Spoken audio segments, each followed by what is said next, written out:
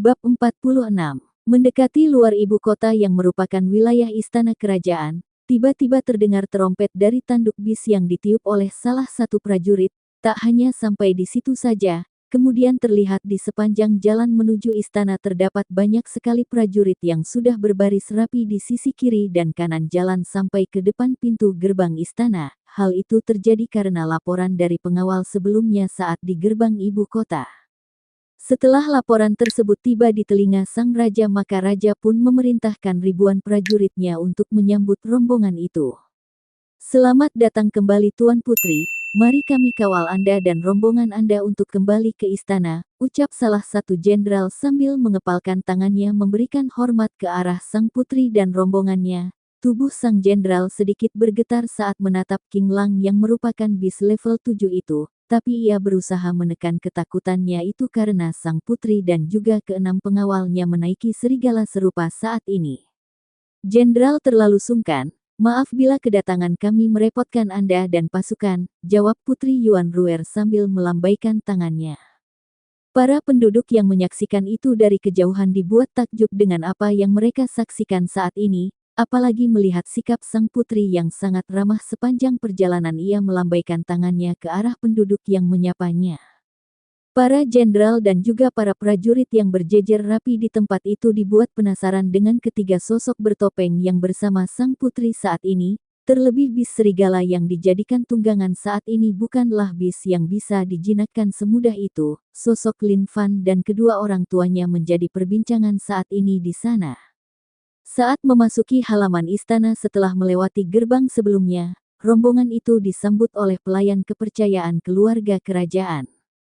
"Putri, Raja telah menyiapkan tempat khusus bagi serigala-serigala untuk beristirahat, sementara Anda dan pengawal juga ketiga tamu diminta oleh Raja untuk langsung menemuinya," ucap pelayan tersebut seraya sedikit membungkukkan tubuhnya.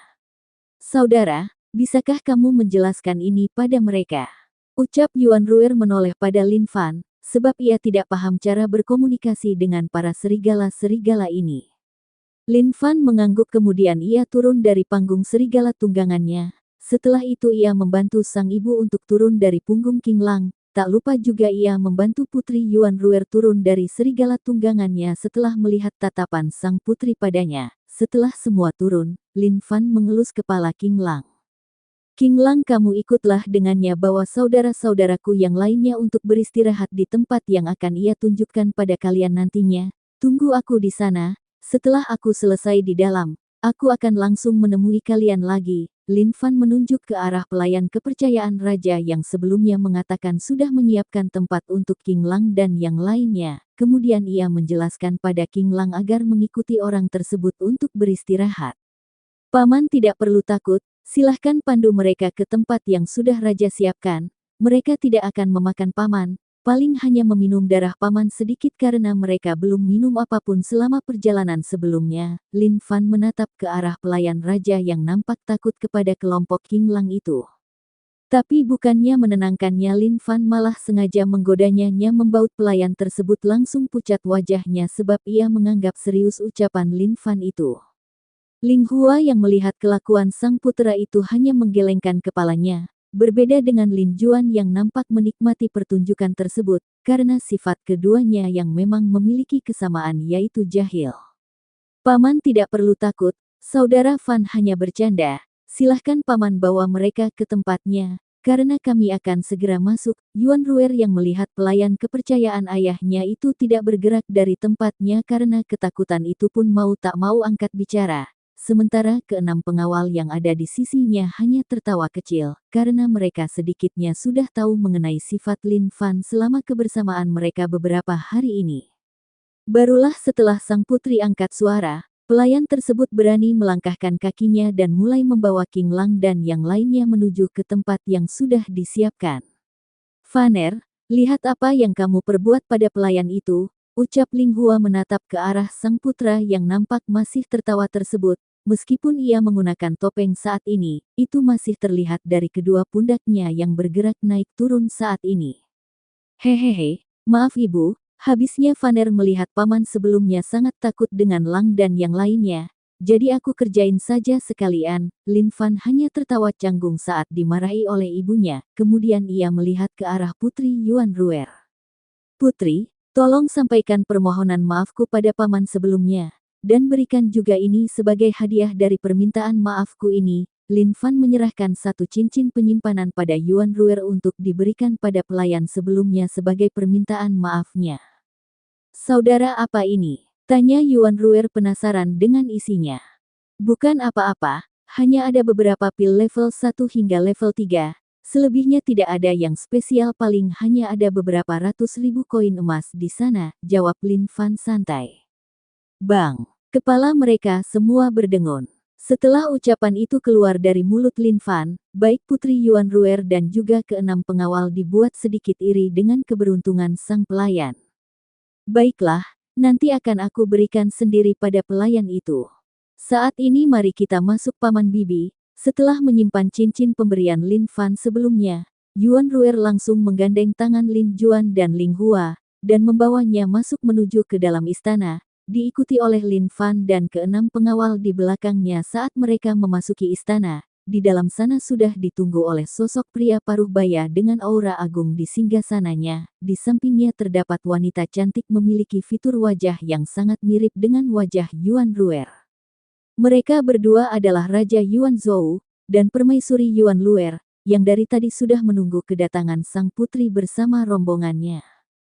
Dan di sepanjang pintu kiri dan kanan di depan singgasana itu terdapat kursi-kursi yang sudah diisi beberapa orang paruh baya yang merupakan para menteri kerajaan.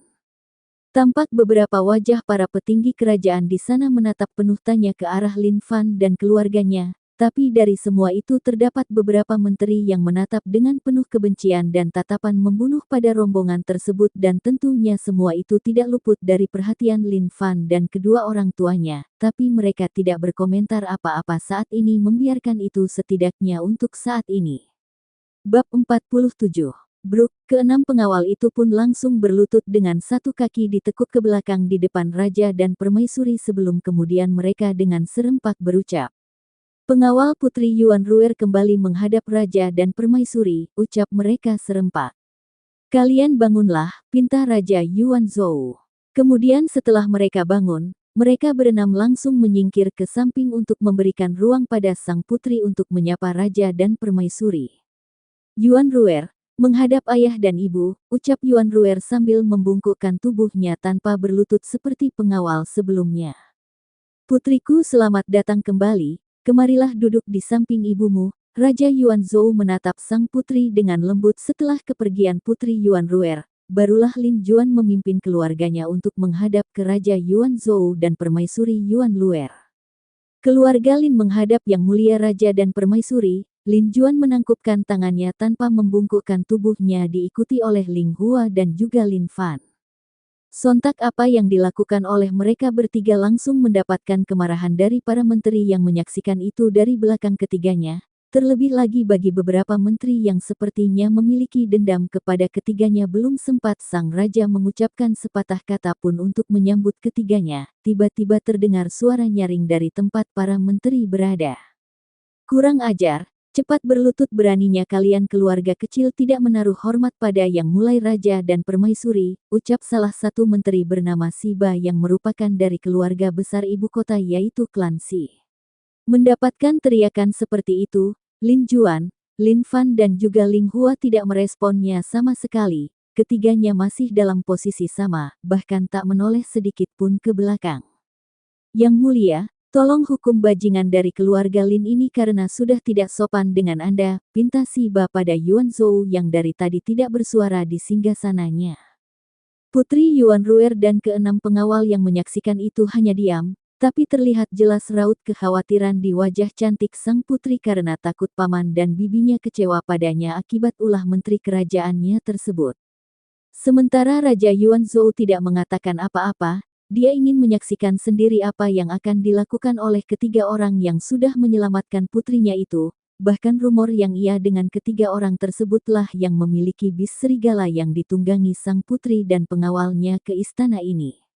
"Kalian bertiga cepat berlutut, jangan buat Yang Mulia Raja dan Permaisuri menunggu lebih lama lagi," dasar keluarga kecil tidak tahu sopan santun.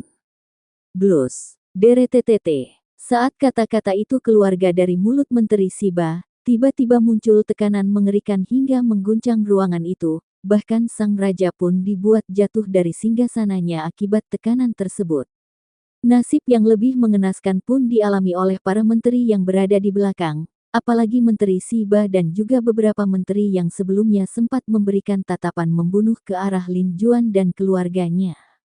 Tekanan tersebut berasal dari Lin Juan setelah keluarga kecilnya itu dihina dengan sebutan yang tidak ia sukai, apalagi yang menghinanya saat ini hanyalah seekor serangga kecil, dan satu lagi alasan mengapa ia mengeluarkan aura kekuatan penuhnya yang sudah berada di alam Raja Agung saat ini, karena Raja Yuanzhou yang merupakan orang yang ia kenal dulu malah membiarkan sikap menterinya itu.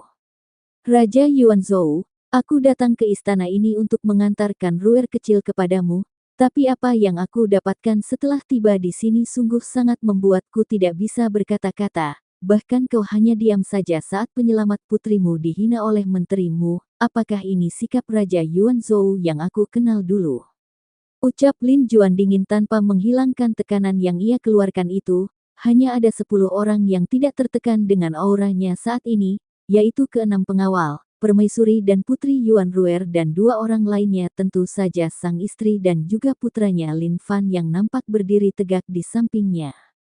Kakakmu adalah saudara Juan. Raja Yuanzhou dengan susah payah mengucapkan kalimat itu sambil menatap ke arah ketiga orang di depannya itu. Bro, Paman Juan, tolong maafkan ayah, Paman tolong hentikan ini demi aku. Jika Paman masih belum puas tolong hukum Ruer sebagai gantinya. Yuan Ruer berlutut di samping sang ayah yang sudah mulai nampak memucat wajahnya sambil memohon pada Lin Juan agar berhenti menekan ayahnya. GG sudah cukup, ini bukan 100% salah Raja Yuanzhou. Aku rasa hukuman ini sudah lebih cukup baginya, tapi untuk beberapa orang di belakang sana terutama yang sudah menghina keluarga kita sebelumnya. Aku mau mereka menebusnya dengan nyawa mereka, jika tidak mau, maka mereka harus bersiap untuk kehilangan klannya setelah ini. Ling Hua memegang tangan sang suami untuk meredam emosinya, kemudian mengucapkan beberapa kalimat yang membuat Menteri Siba dan beberapa menteri yang sebelumnya mempunyai niat buruk padanya dan keluarganya ketakutan setengah mati. Baiklah, untuk kali ini aku anggap selesai untukmu Raja Yuanzhou, dan ini demi putrimu. Berterima kasihlah padanya karena jika bukan karenanya, bahkan dewa pun tidak akan bisa menyelamatkan kerajaan ini dari kemarahanku, karena kalian sudah berani menghina keluargaku sebelumnya. Lin Juan menghentikan tekanan auranya kemudian melanjutkan ucapannya. Ini hadiah terkahir dari kami untuk kerajaan ini, putraku keluarkan orang itu setelah itu kita pergi dari sini. Lin Juan menatap Lin Fan untuk memintanya mengeluarkan orang yang sudah ia tawan sebelumnya yang merupakan bagian dari organisasi Langit Darah yang mencegat rombongan Putri Yuan Ruer sebelumnya. Baik ayah, bro. Lin Fan melambaikan tangannya yang kemudian muncullah satu orang dengan kondisi sangat memprihatinkan di tempat itu. Setelah itu Lin Juan membawa keluarganya keluar dari sana tanpa menunggu jawaban dari Raja Yuanzhou. Sementara Putri Yuan Ruer hanya bisa mengisi sambil tertunduk saat ini, karena kebahagiaan yang ia impikan dengan datangnya paman dan bibinya kembali ke kerajaan harus pupus akibat ulah menterinya. Setelah sampai di luar pintu istana, Lin Fan berteriak dengan kencang untuk memanggil King Lang dan serigala lainnya yang tengah beristirahat suatu tempat di kerajaan ini. King Lang bawa saudara-saudara kita kemari, kita akan pergi dari sini. Suara Lin Fan menggema di halaman istana saat ini membuat para prajurit dan jenderal yang ada di sana menatap ke arahnya. Mereka bertanya-tanya apa sebenarnya yang terjadi di dalam sana sebelumnya, mengapa tiba-tiba ada tekanan kuat mengguncang istana dan kemudian ketiga orang bertopeng ini memutuskan untuk pergi dari istana secepat ini. Bab 48. Di dalam istana. Saat ini tempat itu sangat hening tanpa ada yang berbicara sepatah kata pun setelah Lin Fan dan kedua orang tuanya pergi dari sana sebelumnya. Hanya terdengar sayup-sayup tangisan tertahan dari Putri Yuan Ruer saat ini, dengan tubuhnya yang nampak bergetar dan wajah menunduk menghadap lantai melihat itu, Permaisuri Yuan Luer menghampiri sang putri kemudian memeluknya dengan erat. Ia tentu tahu kekecewaan dan penyesalan yang tengah dialami putrinya saat ini. La menatap ke arah Raja Yuan Zhou yang merupakan sang suami dengan tatapan penuh kekecewaan. Sebab karena kelalaiannya semua itu bisa terjadi, coba saja jika saja sang suami bisa bersikap layaknya seorang raja sejati, langsung menindak para menteri yang memprovokasi keluarga yang sudah menyelamatkan sang putri sebanyak 2 kali itu sebelumnya. Pasti putrinya saat ini tidak akan mengalami kesedihan seperti saat ini, karena ia sangat tahu sedekat apa putrinya itu dengan keluarga penolongnya itu. Sayang, ayo ikut ibu dulu, biarkan yang ada di sini diurus oleh ayahmu. Kamu bisa menenangkan diri dulu di dalam bersama ibu. Permaisuri Yuan Luer membangunkan tubuh sang putri dari lantai dan membawanya pergi dari tempat itu yang tanpa ada jawaban dan respon apapun dari sang putri. Tapi meski begitu putri Yuan Luer tetap mengikuti sang ibu untuk meninggalkan tempat itu. Melihat kepergian permaisuri dan putrinya, tiba-tiba tatapan Yuan Zhou langsung berubah menjadi dingin menyapu seluruh menteri yang ada di depannya itu, kemudian mengalihkan pandangannya pada sosok yang tergeletak tak sadarkan diri di lantai. Jelaskan dari awal apa yang menimpa putriku sejak kepergiannya dari istana ini hingga kembali lagi ke tempat ini, dan juga siapa orang ini. Yuan Zhou menoleh ke arah keenam pengawal putrinya untuk meminta penjelasan mengenai apa yang terjadi dan apa hubungannya dengan seseorang yang dimaksud sebagai hadiah oleh Lin Juan. Sebelumnya mendengar pertanyaan tersebut, salah satu pengawal langsung maju satu langkah dan langsung angkat suara. Yang mulia, begini ceritanya. Cukup lama salah satu kepengawal itu menjelaskan perjalanannya dimulai dari keluar istana hingga saat ia dicegat untuk pertama kali. Kemudian dilanjutkan dengan cerita saat kedatangan Lin Juan dan Lin Fan dengan menunggangi serigala hingga proses pembantaian di lembah pada kelompok yang sama dengan kelompok yang mencegat kelompoknya untuk pertama kali. Terakhir yang mulia, Tuan Juan membawa orang itu kemari agar yang mulia menginterogasi sendiri agar yang mulia bisa mendapat kejelasan akan masalah ini. Dan yang lebih penting lagi menurut Tuan Muda Fan yang merupakan putra dari Tuan Juan dan Nyonya Hua, ia menjelaskan jika masalah ini ada kaitannya dengan sakitnya putra mahkota, yang kemungkinan besar dilakukan oleh orang dalam istana. Jadi kedatangan mereka ke istana selain untuk mengantarkan putri, mereka juga berniat akan membantu yang mulia untuk mengurusi masalah ini, tapi sekarang malah terjadi seperti ini. Pengawal tersebut menceritakan semua yang ia ketahui pada Yuan Zhou membuat sang raja yang mendengar semua cerita itu semakin merasa bersalah kepada Lin Juan dan keluarganya atas apa yang terjadi sebelumnya, dan satu lagi, ia saat ini juga merasa sangat-sangat marah dengan kenyataan yang kemungkinan terjadi di istananya, tapi ia malah tidak mengetahuinya, malah orang luar yang bisa menciumnya lebih dulu daripada dirinya sebagai seorang raja. Kalau begitu, bangunkan jingan ini, aku ingin tahu siapa saja yang sudah terlibat dalam masalah ini, dan jika sampai ada di antara kalian terlibat dengan ini, maka tidak hanya kalian yang akan mati untuk membayarnya melainkan seluruh garis darah keluarga kalian akan terputus. Saat itu juga, Yuan Zhou menatap tajam ke arah para menterinya yang nampak masih belum beranjak dari lantai sejak kepergian Lin Juan sebelumnya. Terlihat wajah beberapa para menteri langsung buruk, lebih buruk daripada kondisi sebelumnya saat ditekan oleh Lin Juan, karena saat ini ancaman yang akan mereka terima sangat menakutkan, yaitu kemusnahan bagi dirinya dan garis keturunan keluarganya. Biur, salah satu pengawal membawa kendi besar berisikan air dan langsung menyiramkannya pada anggota langit darah yang nampak masih pingsan tersebut, dan saat air tersebut menyentuh kulitnya, maka ia langsung membuka matanya dan betapa terkejutnya ia saat menemukan jika dirinya tengah berada di ruangan sangat mewah dan di sekitarnya terdapat satu sosok yang sangat ia kenali, siapa lagi kalau bukan Raja Yuan Zhou, penguasa seluruh wilayah yang ada di kerajaan Yuan ini. Jawab dengan jujur pertanyaanku, jika kau berani berbohong maka aku akan memerintahkan para pengawal yang ada di sampingmu itu untuk menguliti tubuhmu dimulai dari kaki hingga kepalamu. Dan jangan harap untuk bisa mati dengan cepat karena aku tidak akan membiarkan itu terjadi sebelum kau membocorkan siapa dalang di balik peristiwa yang terjadi sebelumnya. Yuan Zhou menatap orang dari organisasi langit darah tersebut dengan tatapan penuh hawa membunuh. Karena ulah kelompok itu dirinya harus memiliki konflik dengan penolong putrinya yang bahkan sudah ia anggap saudara. Dan satu lagi ia saat ini cukup yakin dengan apa yang disampaikan oleh pengawal putrinya tadi jika ini semua memang berkaitan dengan peristiwa sakitnya putra mahkota yang terkesan misterius beberapa waktu yang lalu. Kemudian Raja Yuanzhou langsung mengajukan pertanyaan tanpa menunggu orang itu merespon ucapan sebelumnya. Organisasi Langit Darah, apakah kalian ingin memulai perang dengan kerajaan sehingga kalian berani mencegat putri kerajaan di luar istana sebelumnya? Dan satu lagi, apakah kalian bergerak atas inisiatif sendiri atau ada kelompok lain yang memang menginginkan ini terjadi? Silahkan jawab, waktumu hanya 1 menit untuk berpikir, karena setelah waktu itu habis maka bukan hanya kamu yang akan mati tapi juga seluruh garis darah keluargamu yang akan aku hancurkan, ucap Yuanzhou sambil menatap sosok tanpa kultivasi yang saat ini tengah bersimpuh di lantai itu. Dek.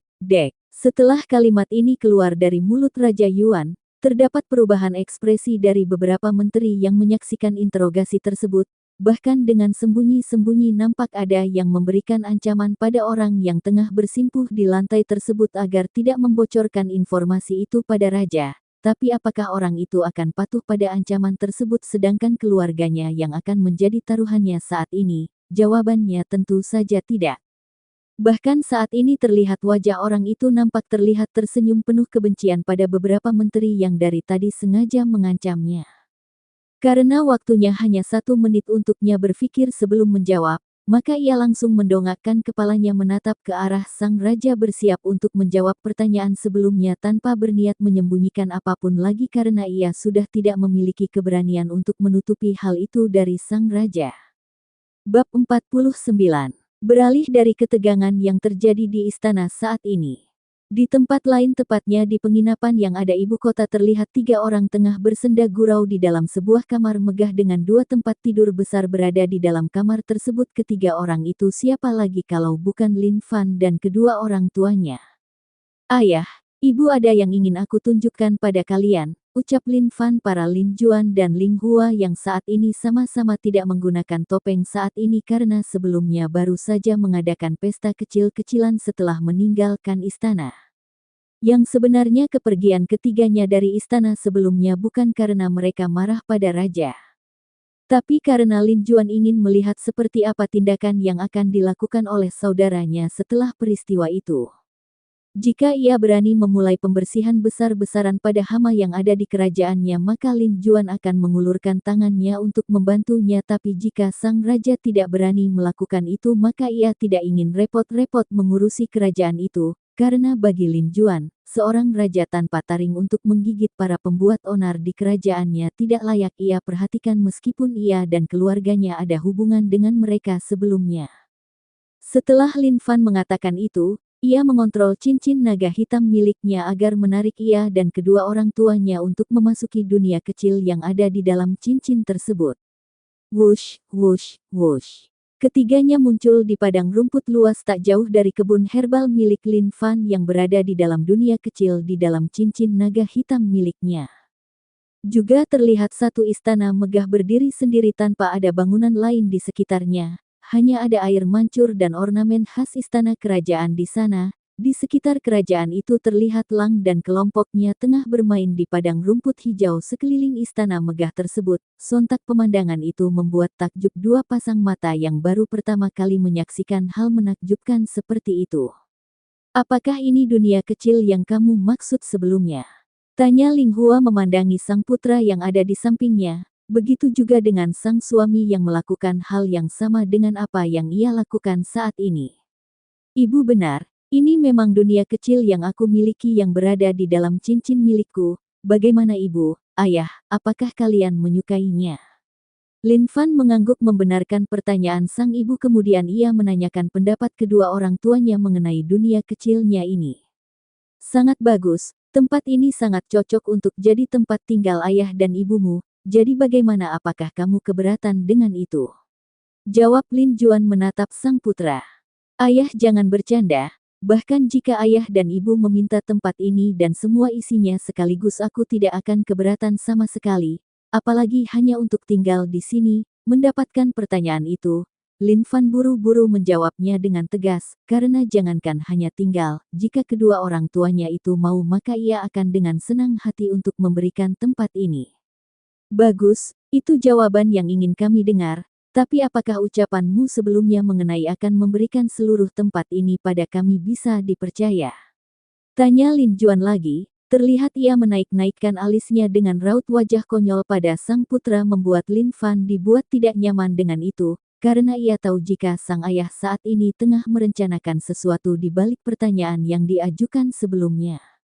Tapi meski begitu ia hanya bisa mengangguk pada sang ayah, membuat Lin Juan tersenyum puas, sementara Ling Hua yang menyaksikan itu hanya tersenyum melihat kelakuan kedua pria yang dicintainya itu. Baiklah jika begitu, sebaiknya kamu naikkan lagi kultivasimu hingga ranah alam langit. Karena jika dengan ranah sekarang kamu akan kesulitan nanti jika ingin membantu Paman Yuan Zhoumu mengurus para pemberontak di kerajaannya itu, dan untuk masalah pertanyaan ayah sebelumnya mengenai dunia kecil ini, ayah akan memberitahumu nanti. Saat ini ayah dan ibumu akan istirahat dulu di istana itu, ingat jangan ganggu kami jika tidak ada urusan penting karena ayah dan ibumu ingin menghabiskan waktu berdua tanpa gangguan, apakah kamu mengerti?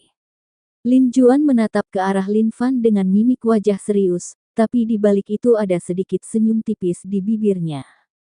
Aduh, namun tak lama kemudian ada teriakan kesakitan di tempat itu, yang merupakan suara dari Lin Juan yang saat ini perutnya tengah dicubit oleh Ling Hua saat ia mendengar jika ia melarang Lin Fan menemui keduanya di istana karena alasan ingin berduaan dengannya.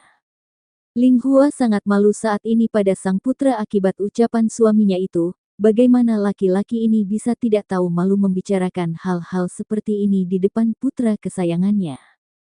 Aku mengerti ayah, dan untuk ibu tidak perlu merasa malu hanya karena ayah mengatakan itu, justru aku sangat senang dengan itu, dan memang sebaiknya kalian berdua istirahat saja biarkan aku yang mengurus masalah di kerajaan Yuan. Tapi jika aku mengalami kendala yang tidak bisa aku hadapi barulah aku akan menghubungi ayah dan ibu nantinya jadi tidak perlu mengkhawatirkan aku. Kemudian setelah mengatakan itu Lin Fan langsung menghilang dari pandangan kedua orang tuanya. Dan muncul di kebun herbal yang ia tanam, karena ia berencana membuat pil level 6 untuk menaikkan kultivasinya saat ini yang masih berada di alam bumi. Dan ia akan mencoba memurnikan pil level 7 nantinya untuk ia simpan sebagai persiapan siapa tahu ia tiba-tiba nanti harus menaikkan kultivasinya lagi karena kendala tertentu di luar sana. Dengan begitu ia sudah mempunyai pilnya dan hanya perlu mengambilnya saja di cincinnya. Di tempat kedua orang tuanya berada, saat ini Ling Hua tengah memarahi sang suami karena melarang sang putra untuk menemui keduanya. Sementara ia tidak bisa berlama-lama untuk tidak bersama sang putra bagaimana ia bisa menerima itu. Melihat sang istri terus memarahinya Lin Juan pun memberitahukan alasan sebenarnya mengapa ia melakukan itu. Yang bertujuan agar sang putra memiliki waktu sendiri dan fokus pada kultivasinya. Satu lagi agar ia bisa mandiri untuk menyelesaikan masalah yang saat ini terjadi di kerajaan Yuan sebagai pelatihan bagi sang putra. Karena jika tidak seperti itu maka ia khawatir jika sang putra nantinya akan bergantung kepada keduanya karena bagaimanapun saat ini kekuatan mereka lebih tinggi dari raja keempat kerajaan di alam ini. Lah takut jika Lin Fan memilih menggunakan kekuatan orang tuanya tanpa berusaha keras dengan usahanya sendiri. Barulah setelah dijelaskan panjang lebar seperti itu, Ling Hua tidak memasang wajah marah lagi pada sang suami. Dan kemudian keduanya langsung menuju istana untuk istirahat. Bab 50. Mulai hari itu Lin Fan mulai fokus dengan kegiatannya untuk membuat pil level 6 dan pil level 7 jika ia mampu. Setelah semua itu selesai barulah ia memulai menaikkan kultivasinya dengan pil-pil yang ia buat sebelumnya ia mengabaikan apa yang terjadi di luar sana dan fokus pada kultivasinya. Sementara saat ini di kerajaan Yuan sudah masuk ke dalam waktu-waktu genting sebelum badai tiba, karena setelah kepergian Lin Juan dari istana Raja Yuan Zhou memutuskan untuk menghukum mati beberapa menteri dan juga beberapa pelayan di kerajaan setelah mendapatkan semua informasi dari tawanan sebelumnya, dan akibat itu, 3 kekuatan besar di kerajaan itu berbalik memusuhi kerajaannya, karena tidak terima dengan keputusannya yang membunuh orang-orangnya. Kekuatan tersebut adalah Salah satu keluarga besar di ibu kota siapa lagi kalau bukan keluarga Xi, yang merupakan keluarga menteri yang sudah dieksekusi sebelumnya, dan dua kekuatan lainnya adalah organisasi Langit Darah yang belakangan ini diketahui oleh Raja Yuanzhou jika kekuatan itu dibentuk secara diam-diam oleh keluarga Xi untuk melakukan pekerjaan kotor di belakang layar untuk memperkaya klannya. Dan untuk yang terakhir adalah salah satu dari 3 sakte besar di kerajaan ini, yaitu Sakte Pilar Kembar, yang ikut juga memusuhi kerajaan karena di sana merupakan tempat Tuan Muda Silong belajar dan Sake itu berani melangkah sejauh itu untuk melawan kerajaan karena mereka tahu jika keluarga Si memiliki organisasi Langit Darah di belakangnya maka dari itu mereka sangat percaya diri untuk menaklukkan kerajaan nantinya. Dan untuk Tuan Muda Silong ia merupakan dalang di balik meninggalnya sosok Lin Fan yang ada di dunia ini sebelum diambil alih oleh jiwa Lin Fan yang datang dari bumi. Tuan Muda Silong membenci Lin Fan yang merupakan jenius di generasinya yang akan menghambat dirinya di kemudian hari, jadi ia mengutus beberapa ahli dari organisasi Langit Darah untuk menghancurkan dantiannya dan membuangnya ke jurang kematian. Itulah mengapa Lin Fan waktu itu seperti menyimpan begitu banyak kebencian pada organisasi Langit Darah sebelumnya saat membunuh mereka semua di lembah tempat Putri Yuan Ruer dicegat sebelumnya.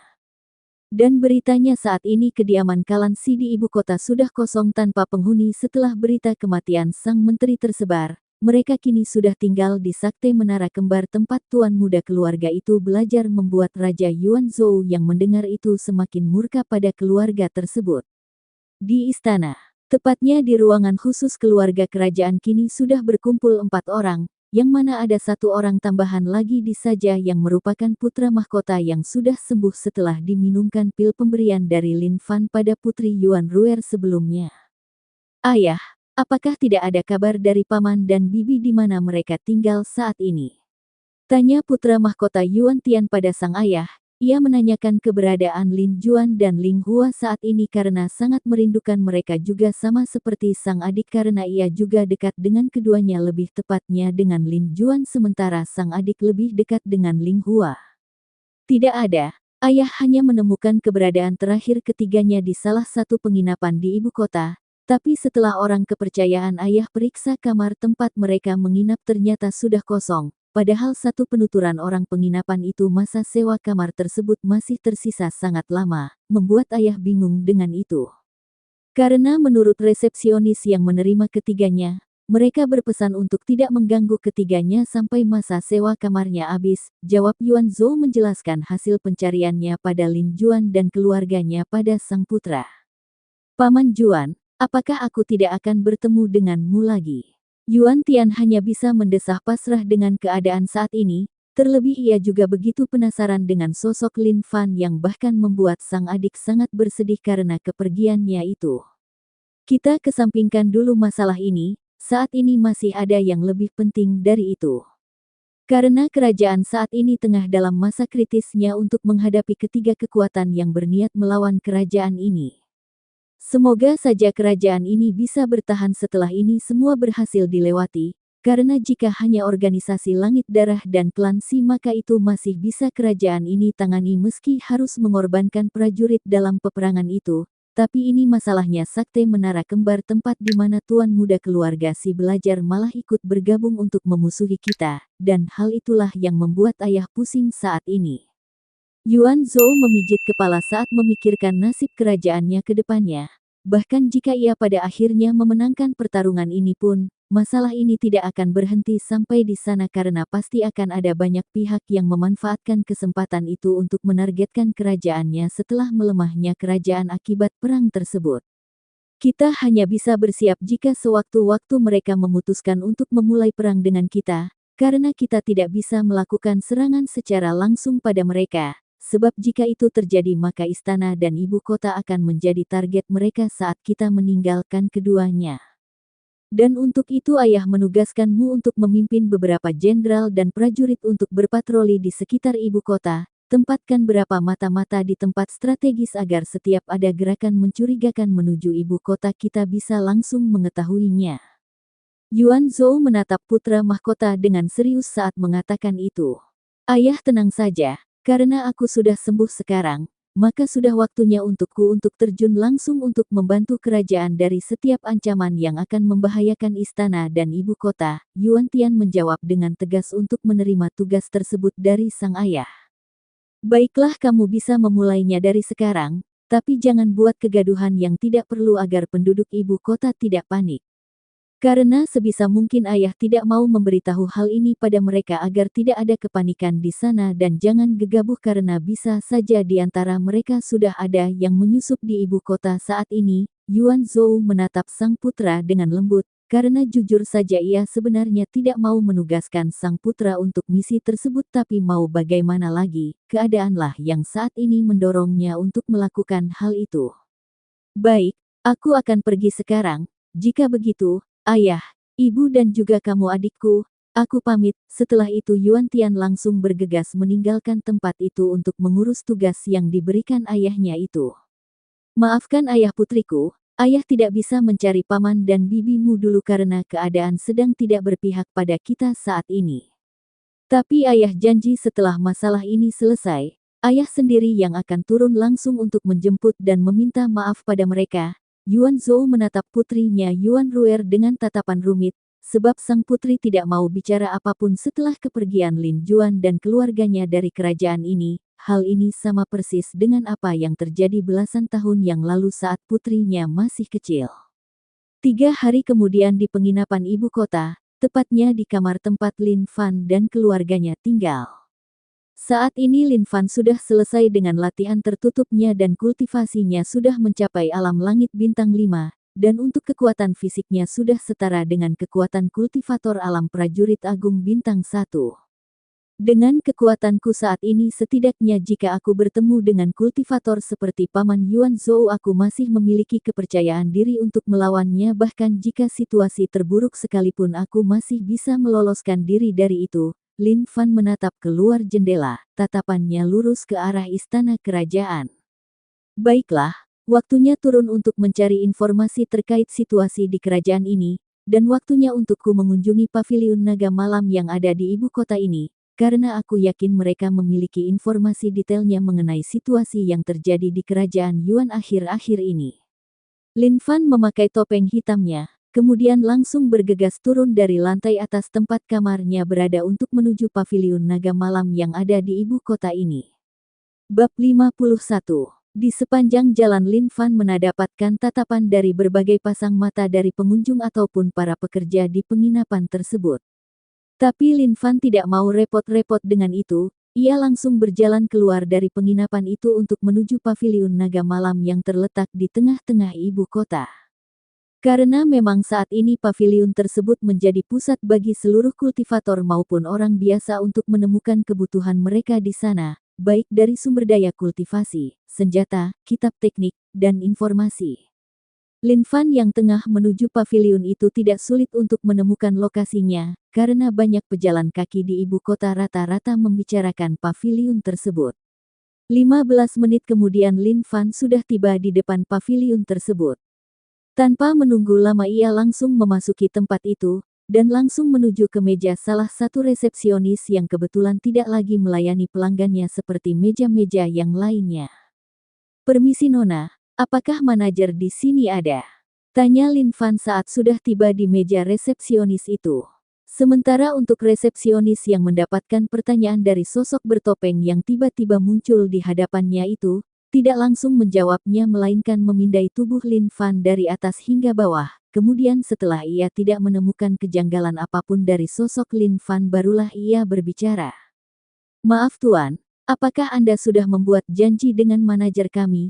Karena tidak sembarang orang bisa menemuinya tanpa membuat janji terlebih dahulu," tanyanya pada Lin Fan dengan sopan. "Kebetulan aku tidak memiliki janji sebelumnya dengan manajer di sini, tapi aku memiliki ini." Lin Fan mengeluarkan lencana hitam dengan pola emas bergambar naga tengahnya tepat di hadapan resepsionis itu membuat sang resepsionis langsung gugup tanpa bisa bersuara. Melihat itu Lin Fan langsung menyimpan kembali lencana miliknya. "Bagaimana Nona, apakah aku harus membuat janji untuk bertemu manajer di sini?" tanya Lin Fan sedikit bercanda untuk menghilangkan kegugupan resepsionis di hadapannya itu. "Tuan, mari ikut saya. Maafkan kelancangan saya sebelumnya karena sudah lancang terhadap Tuan. Resepsionis itu meminta maaf dengan gugup dan memimpin Lin Fan menjauh dari tempat itu menuju ruangan manajer berada. Tidak perlu takut, aku tidak akan memecatmu hanya karena hal itu. Justru aku sangat menyukai kinerjamu sebelumnya. Pertahankan dan mintalah bonus pada manajer nantinya, katakan jika aku yang menyuruhmu. Lin Fan menepuk pundak resepsionis wanita yang tengah menundukkan kepalanya di sepanjang perjalanan menuju ruangan manajer karena kemungkinan ia takut dimarahi olehnya. Tuan, terima kasih. Saya berjanji tidak akan mengecewakan Anda karena sudah mempercayai saya sebelumnya. Mendengar ucapan Lin Fan sebelumnya, ia langsung tersenyum senang dan perasaan takut dan gugup sebelumnya langsung sirna digantikan dengan semangat membara saat ia memikirkan bonus yang akan diterimanya nanti, apalagi yang merekomendasikan bonus tersebut adalah sosok penting pavilion itu sendiri. Silahkan Tuan masuk sendiri, saya hanya bisa mengantar Anda sampai di sini. Karena ruangan ini hanya dikhususkan untuk petinggi, jadi saya tidak bisa menemani Tuan ke dalam. Setelah sampai di depan ruangan megah yang bertuliskan manajer di pintu ruangan tersebut, sang resepsionis mempersilahkan Lin Fan masuk seorang diri karena tempat ini tidak bisa ia masuki karena ia hanya seorang resepsionis, sedangkan tempat itu khusus untuk para petinggi pavilion melakukan pertemuan. Baiklah, terima kasih. Kamu bisa kembali kalau begitu. Lin Fan mengangguk pada resepsionis itu dan mengucap terima kasih padanya karena sudah mengantarkan dirinya dan menyuruhnya untuk kembali ke tempatnya. Setelah melihat resepsionis sebelumnya sudah menghilang dari pandangannya, Lin Fan langsung mengetuk pintu di hadapannya. Petik 2 titik titik, tok, tok, tok. Setelah ketukan pintu tersebut, tak akan kemudian terdengar suara dari dalam. Silahkan masuk. Terdengar suara seorang pria menyuruh Lin Fan untuk masuk. Mendengar itu Lin Fan langsung membuka pintu tersebut dan memasukinya.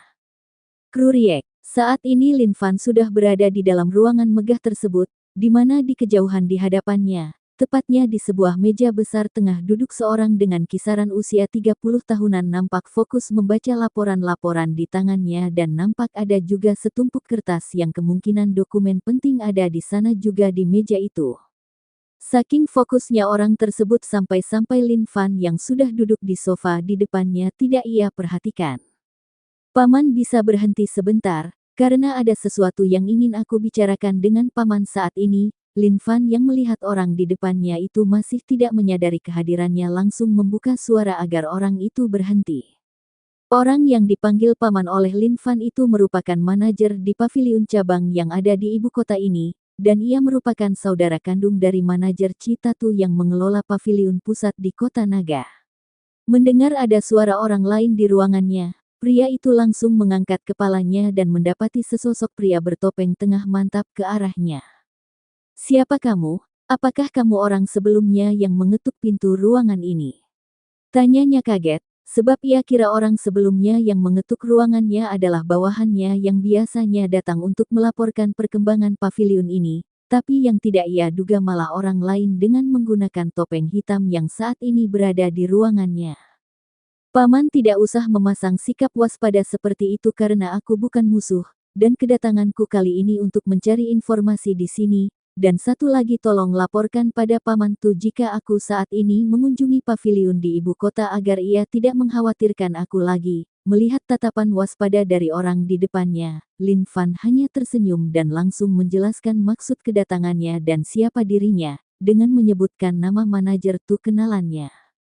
Tuan, apakah Anda Tuan Muda Lin Fan?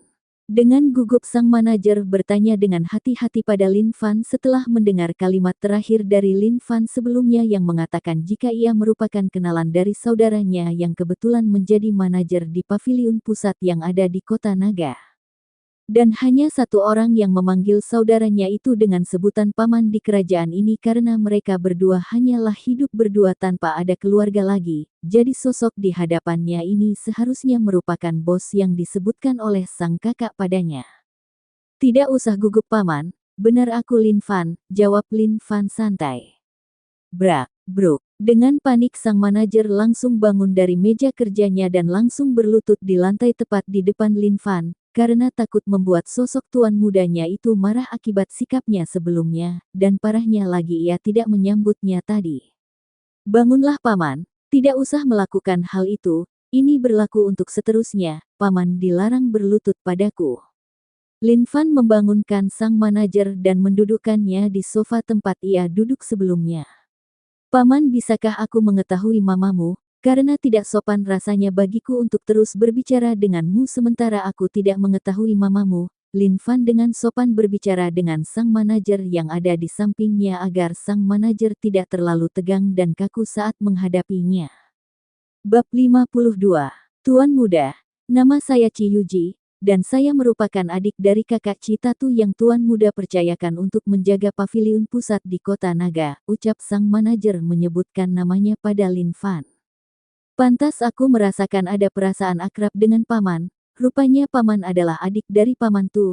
Jika begitu paman bisa menghubungi paman Tu dulu, untuk mengabarkan keberadaanku di sini, setelah itu kita bisa melanjutkan obrolan ini. Lin Fan yang dari awal merasakan aura dari Ci Yuji sudah menebaknya jika ia memiliki hubungan dengan Citatu di kota Naga, maka dari itu ia tidak terlalu terkejut dengan ini. Kemudian ia menyuruh Ci Yuji untuk segera melapor keberadaannya kepada Citatu di kota Naga, agar ia bisa segera memulai urusannya di tempat ini. Berapa waktu kemudian Ci Yuji sudah selesai mengirim informasi tersebut dengan menggunakan batu komunikasi kepada Citatu, kemudian ia langsung menghadap ke Lin Fan untuk menanyakan apa yang diperlukan Lin Fan saat ini. Tuan Muda, bisakah saya mengetahui apa yang Tuan Muda perlukan agar bisa saya ambilkan untuk Anda? Tanya Ci Yuji menatap ke arah Lin Fan. Begini paman, pasti paman sudah tahu beberapa hari ini ada kejadian besar di istana. Oleh karena itu aku ingin semua informasi yang bersangkutan dengan itu, baik dari pihak istana dan pihak luar, apakah paman memilikinya? Jawab Lin Fan langsung ke intinya. Mendengar pertanyaan itu Ci Yuji sedikit penasaran dengan itu, tapi ia tidak berani menanyakannya, kemudian ia buru-buru menjawabnya. Jika masalah itu Anda bisa tenang Tuan Muda, kebetulan orang-orangku baru saja mengirimkan informasi yang Anda inginkan sebelumnya. Silahkan Anda lihat sendiri di dalam catatan ini. Ci Yuji mengeluarkan beberapa gulungan yang berisikan informasi apa saja yang terjadi di kerajaan Yuan beberapa hari ini dan menyerahkannya pada Lin Fan. Lin Fan yang melihat berkas tersebut tanpa pikir panjang langsung membacanya dengan teliti. Cukup lama ia membacanya sebelum menyerahkan kembali gulungan tersebut pada Ci Yuji. Di dalam informasi itu Lin Fan menemukan beberapa informasi penting. Seperti eksekusi para menteri yang terbukti berkhianat, dan bergabungnya 3 kekuatan unjuk melawan istana, di mana 3 kekuatan itu merupakan klan Si, yang merupakan klan dari menteri yang sempat berselisih dengannya di istana sebelumnya, kedua organisasi Langit Darah dan yang terakhir Sakte Pilar Kembar. Bahkan dari informasi yang ia baca sebelumnya saat ini klan Si sudah mengosongkan kediamannya di ibu kota karena sudah memindahkan semua penghuninya ke Sakte Pilar Kembar. Tapi dari semua informasi itu ada 2 informasi yang membuat Lin Fan bahagia sekaligus merasa sesak dadanya. Informasi pertama mengenai kesembuhan sang putra mahkota dan yang kedua. Informasi tersebut merupakan berita mengenai sakitnya Putri Yuan Ruer, yang diakibat oleh penyakit misterius yang tidak diketahui oleh pihak Paviliun Naga Malam, tapi yang jelas keadaan sang putri saat ini sangat mengkhawatirkan. Tapi meski begitu anehnya raja tidak memanggil satu tabib pun untuk menyembuhkan sang putri. Hal itu membuat orang yang menyelidiki masalah ini bertanya-tanya mengapa raja melakukan itu, tapi karena saat ini istana sangat ketat penjagaannya maka orang tersebut tidak bisa mengorek masalah ini lebih lanjut dan informasi itu putus sampai di sana. Lin Fan tentu saja langsung bisa tahu apa sebenarnya yang terjadi dengan Putri Yuan Ruer saat ini, karena itu berhubung dengan kepergian dirinya dan keluarganya dari istana sebelumnya, mengingat betapa dekatnya sang ibu dengan Putri Ruer. Lin Fan menyimpulkan inilah alasan paling masuk akal dengan kondisi yang dialami sang putri saat ini. Paman, apakah ada informasi terbaru dari orang-orang yang berada di kerajaan lain baru-baru ini? Aku ingin mengetahui semuanya karena aku takut masalah di kerajaan ini malah dijadikan kesempatan bagi kerajaan lain untuk ikut menekan kerajaan ini. Setelah cukup mencerna semua informasi sebelumnya, Lin Fan kembali menanyakan pertanyaan lain pada Ci Yuji. mengenai kemungkinan yang terpikirkan di kepalanya, yang mana pemikiran itu adalah klan Si ataupun sakte pilar kembar akan mengajak kerajaan lain untuk berurusan dengan kerajaan ini. Untuk masalah 3 kerajaan lain saat ini masih tenang-tenang saja. Tuan Muda tidak ada pergerakan mencurigakan dalam kasus ini atau lebih tepatnya belum, tapi tidak tahu setelah acara turnamen jenius 4 kerajaan yang akan dimulai beberapa waktu ke depan itu selesai, karena turnamen kali ini sangat berbeda dari biasanya. Di mana secara mengejutkan Raja Bing menambahkan hadiah lain selain dari hadiah berendam di kolam es abadi milik leluhur kerajaan, dan hadiah tersebut adalah untuk pemenang di posisi pertama bisa menikahi putrinya, yang rumornya merupakan jenius di 4 kerajaan, karena di usianya yang masih 17 sang putri sudah berada di alam bumi bintang 5, tapi apa paman? Tanya Lin Fan tidak sabar, karena ia sangat berminat dengan informasi tersebut apalagi setelah mendengar turnamen tersebut akan memberikan hadiah untuk bisa berendam di dalam kolam es abadi milik leluhur kerajaan Bing dari mulut Ci Yuji sebelumnya. Hehehe, kenapa Tuan Muda nampak sangat bersemangat seperti ini? Apakah Tuan Muda tertarik dengan Putri Bing yang aku sebutkan sebelumnya? Tanya Ci Yuji dengan senyum tipis di bibirnya menggoda Lin Fan. Paman, jangan salah paham, aku tidak memikirkan putri tersebut tapi hadiah untuk berendam di kolam es abadi tersebut, karena bagiku secantik dan sekuat apapun dia tidak akan pernah bisa menarik minatku. Karena aku tidak akan pernah suka dengan seseorang yang tidak aku kenal sebelumnya. Lin Fan langsung menyangkalnya, karena memang ia tidak tertarik sama sekali dengan putri yang Ci Yuji sebutkan sebelumnya. Mendengar jawaban tegas dari Lin Fan, entah mengapa Ci Yuji sangat mempercayainya, membuat ia sangat heran dengan sang tuan muda, karena di saat semua tuan muda bahkan pangeran dari kerajaan lain berlomba-lomba untuk menarik perhatian sang putri, tapi tuan mudanya ini seakan tidak peduli dengan itu. Bisakah paman melanjutkan ceritanya? Tanya Lin Fan tidak sabar, karena saat ini Ci Yuji nampak masih diam seperti orang sedang memikirkan sesuatu. Maaf tuan muda. Ci Yuji yang ditegur oleh Lin Fan langsung tersenyum canggung dan langsung kembali fokus ke pembicaraan sebelumnya. Begini tuan muda, Raja Bing melakukan itu karena ia percaya bahwa tidak akan ada satu orang pun yang bisa mengalahkan putrinya karena kultivasinya yang sudah melampaui jenius di keempat kerajaan. Dan alasan kedua mengapa ia melakukan itu agar turnamen kali ini menarik minat banyak kekuatan besar untuk berkompetisi di turnamen yang diadakan di kerajaannya itu. Lanjut Ci Yuji menjelaskan informasi itu pada Lin Fan. Bab 53. Mendengar penjelasan lengkap dari Ci Yuji mengapa Raja Bing membiarkan putrinya menjadi hadiah di turnamen itu, membuat Lin Fan mengernyit, sebab menurutnya Raja Bing terlalu naif. Sebab dunia kultivator tidaklah sedangkal itu, jika hanya berdasarkan kultivasi putrinya yang sudah berada di ranah itu membuat ia sangat percaya diri dengan hal tersebut. Lalu bagaimana jika sang putri nanti berhadapan dengan dirinya, apakah ia akan benar-benar harus menikah dengan putri tersebut karena berhasil mengalahkannya? Memikirkan itu Lin Fan jadi ragu untuk mengikuti turnamen itu. Di satu sisi ia sangat ingin mendapatkan kesempatan merendam di kolam es abadi milik sang leluhur kerajaan Bing, karena dengan itu ia bisa memiliki harapan untuk menaikkan kembali kualitas tulang miliknya dan syukur-syukur ia bisa menyerap kolam es tersebut menjadi elemen baru miliknya. Tapi di sisi lain ia harus berhadapan dengan sang putri jika nantinya benar-benar menenangkan tempat pertama di turnamen itu.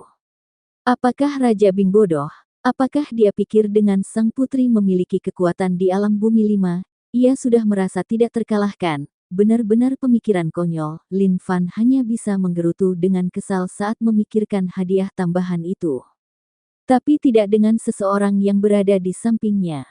Siapa lagi kalau bukan Ci Yuji? Saat ini ia tengah mencerna ucapan Lin Fan sebelumnya hingga pada akhirnya muncul pertanyaan baru di kepalanya saat ini.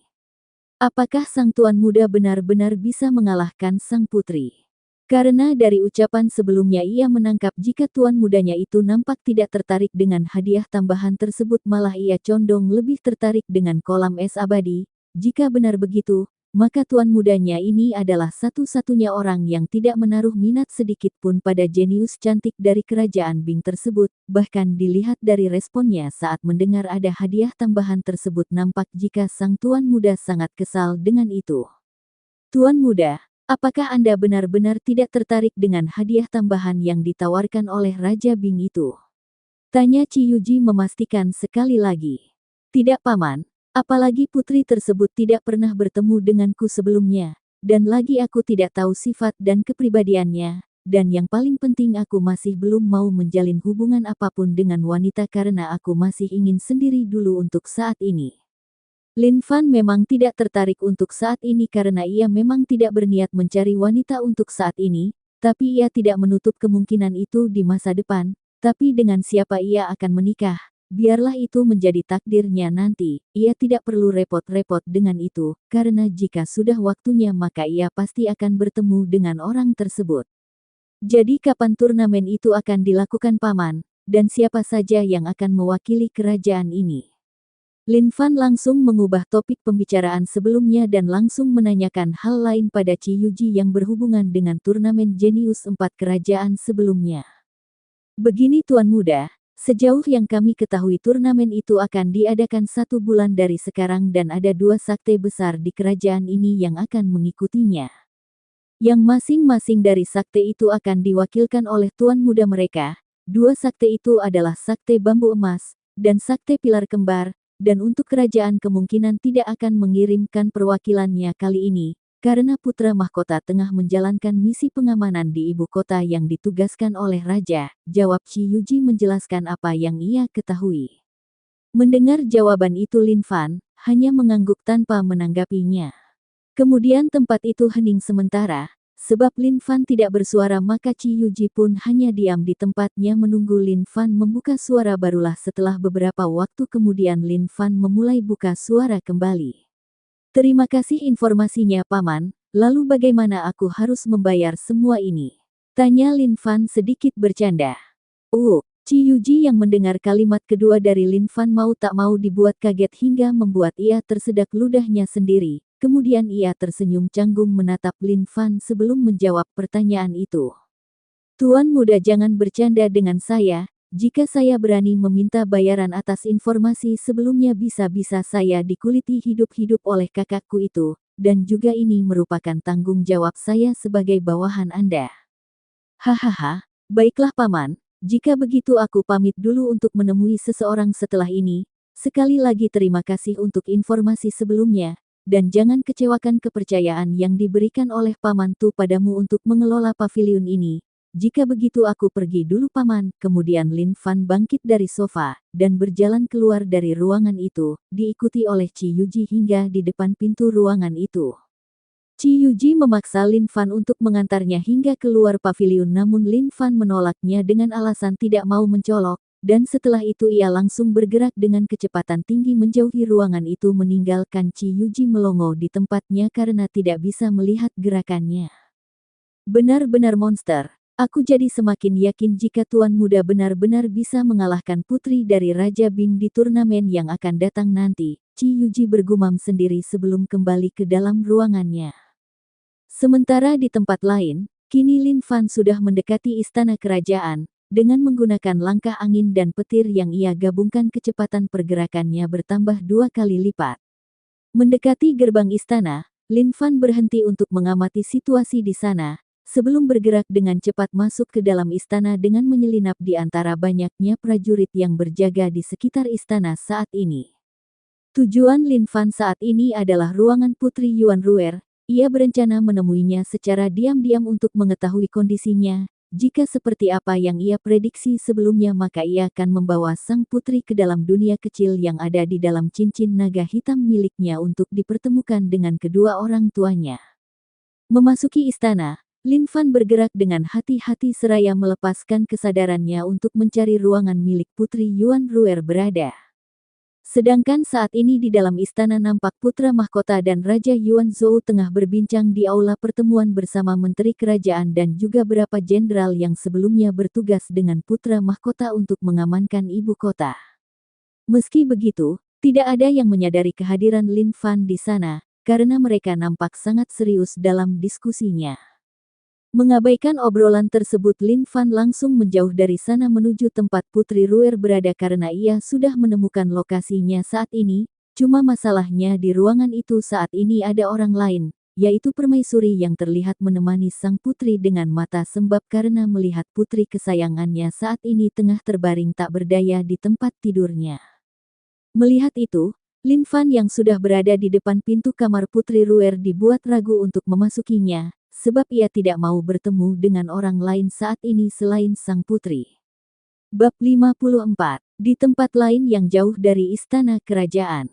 Tepatnya di Sakte Pilar Kembar, saat ini aula pertemuan Sakte itu tengah bersuka cita setelah keberhasilan Silong menembus alam bumi beberapa waktu lalu, dan itu menunjukkan jika Silong merupakan jenius di kerajaan Yuan ini, karena belum pernah ada sebelumnya di kerajaan Yuan ini pemuda berusia 17 tahun sepertinya sudah berada di alam bumi.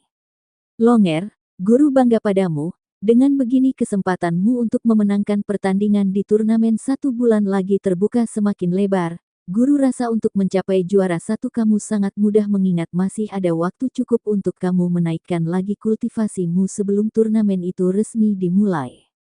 Minglu atau Patriark Sakte Pilar Kembar yang secara pribadi mendidik Silong saat ini tengah bersuka cita melihat keberhasilan sang murid untuk melangkah ke ranah alam bumi.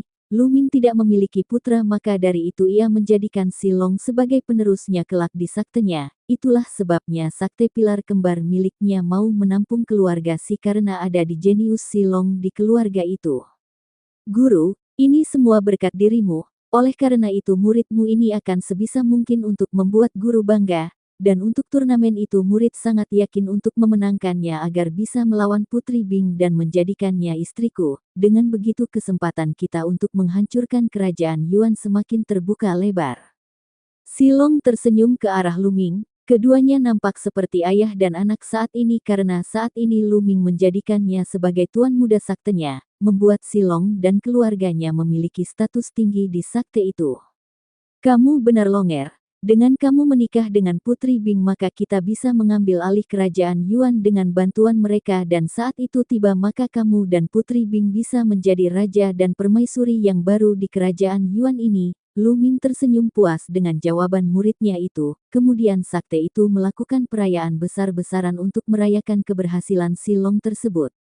Tidak ada gerakan apapun yang dilakukan baik dari sakte itu ataupun organisasi langit darah saat ini pada kerajaan Yuan. Karena mereka memang berniat melancarkan aksinya pada kerajaan Yuan setelah acara turnamen itu selesai sementara itu di istana Yuan.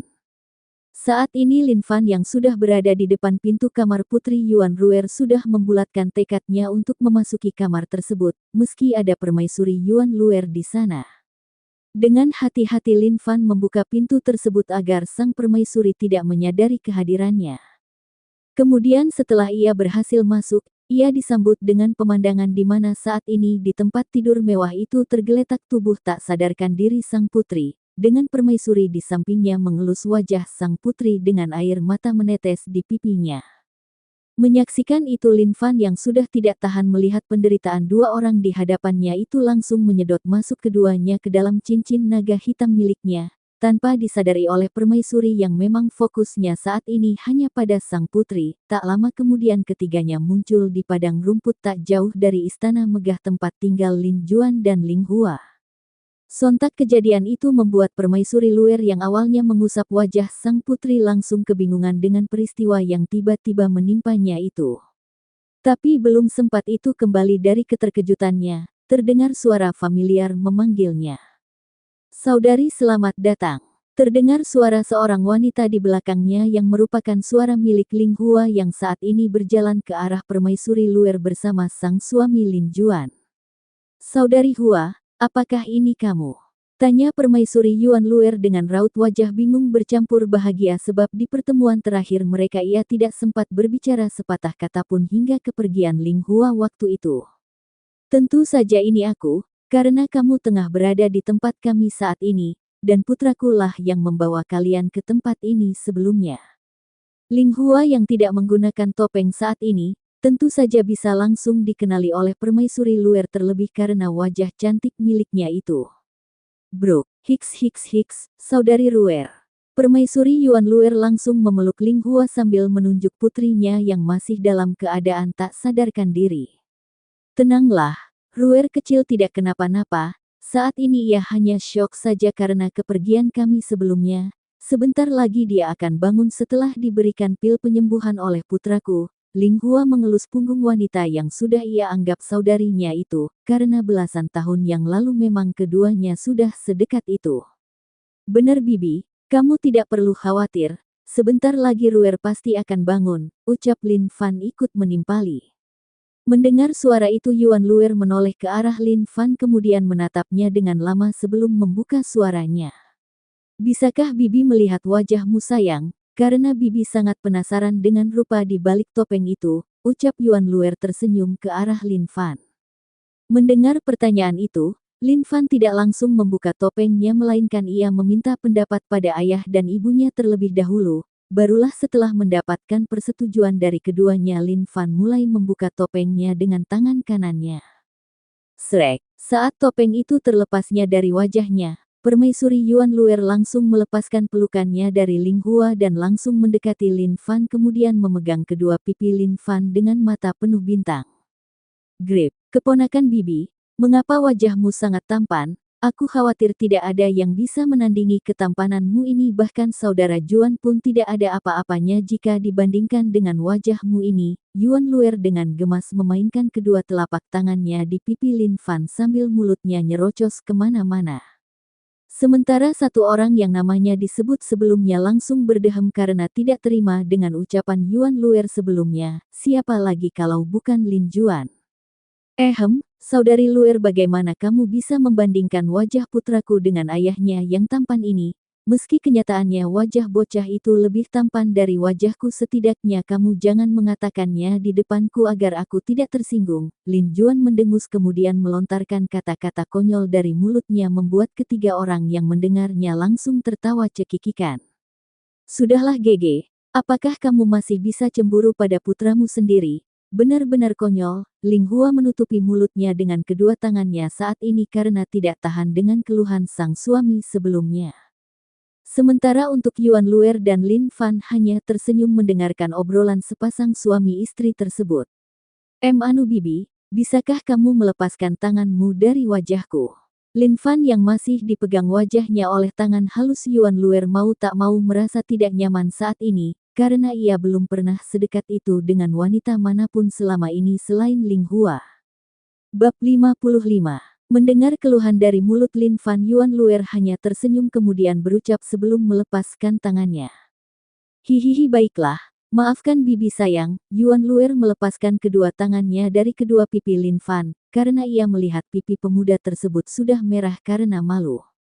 Setelah tangan itu lepas, Lin Fan langsung memasang kembali topengnya, dan bergerak ke arah Yuan Luer yang masih tergeletak di rumput. Kemudian dengan hati-hati ia memasukkan pil penyembuhan ke dalam mulutnya dan meletakkan kepala sang putri di paha kanannya. Yuan Luer yang melihat bagaimana perlakuan Lin Fan pada putrinya langsung tersenyum ke arah Ling Hua, yang kemudian keduanya sama-sama tersenyum melihat keromantisan dua anak muda di depannya itu. Tak berselang lama, perlahan kelopak mata Yuan Luer mulai bergerak. Dan kedua matanya perlahan terbuka dan apa yang ia lihat untuk pertama kali adalah sosok bertopeng yang sangat ia rindukan beberapa hari ini. Dan lagi kini kepalanya tengah dipangku oleh sosok tersebut. Membuat Putri Ruer mengira jika semua ini adalah mimpi. Kemudian perlahan air matanya keluar dari kedua mata indahnya dan Yuan Ruer kembali menutup kedua matanya untuk tidur kembali karena ia takut jika ia bangun maka mimpi itu akan berakhir. Sontak apa yang dilakukan oleh Ruer tersebut membuat Lin Fan khawatir. Ia berpikir jika Ruer masih belum pulih saat ini, tapi setelah ia periksa lebih dalam ternyata sang putri hanya menutup kedua matanya bukan pingsan lagi seperti yang ia pikirkan. Hei kenapa kamu menangis? Bangunlah Ruer, apakah kamu tidak mau bertemu denganku? Lin Fan menyentuh kedua pipi Ruer dengan telapak tangannya membuat Ruer yang awalnya mengira ini mimpi langsung tersadar akibat tindakan Lin Fan tersebut. Kamu, ucapnya dengan menatap Lin Fan. Ada apa? Apakah Putri Ruer masih tidak mau bangun? Jujur saja pahaku lumayan pegel sekarang. Lin Fan sengaja mengatakan hal itu untuk membuat gadis di pangkuannya itu bangun. Dan benar saja, saat mendengar apa yang diucapkan oleh Lin Fan, Putri Yuan Ruer buru-buru bangun dan membelakangi Lin Fan dan menutupi wajahnya dengan kedua tangannya. Sementara Lin Juan yang mendengar percakapan antara kedua pemuda-pemudi itu hanya geleng-geleng kepala, sebelum menghampiri mereka berdua. Kalian berdua cepat bangun, mau sampai kapan kalian akan duduk di sana? Lin Juan menegur kedua karena saat ini istrinya dan Yuan Luer sudah menuju istana terlebih dahulu.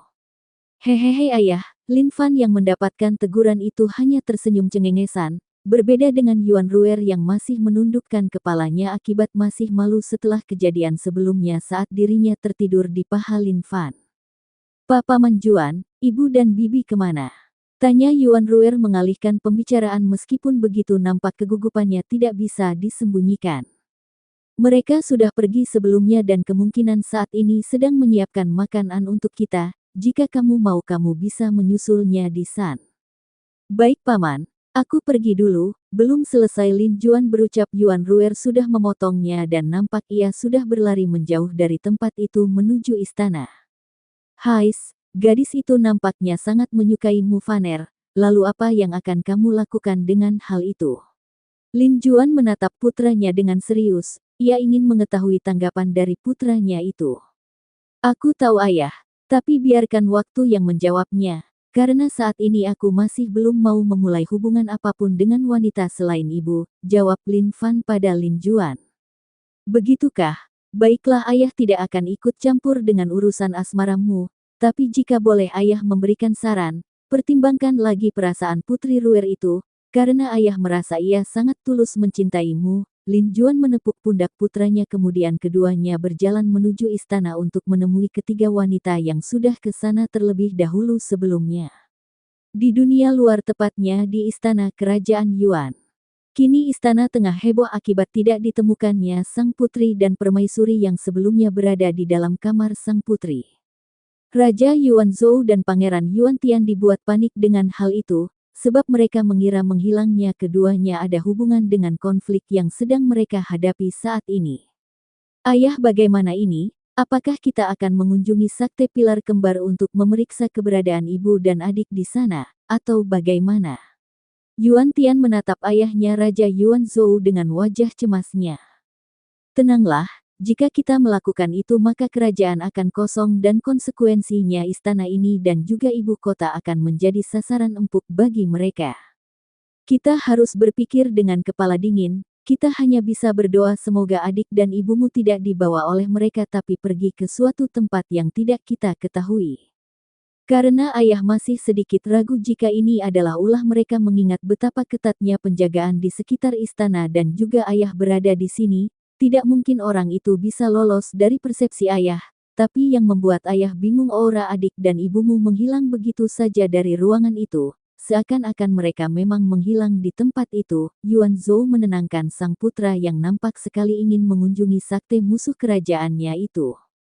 Karena aura putri dan istrinya menghilang di ruangan itu tanpa menyebar ke tempat lain, ia menyimpulkan jika kepergian keduanya bukan karena diculik melainkan dibawa ke suatu tempat olah sosok kuat yang bisa mengelabui dirinya dan juga seluruh penjaga yang ditempatkan di istananya.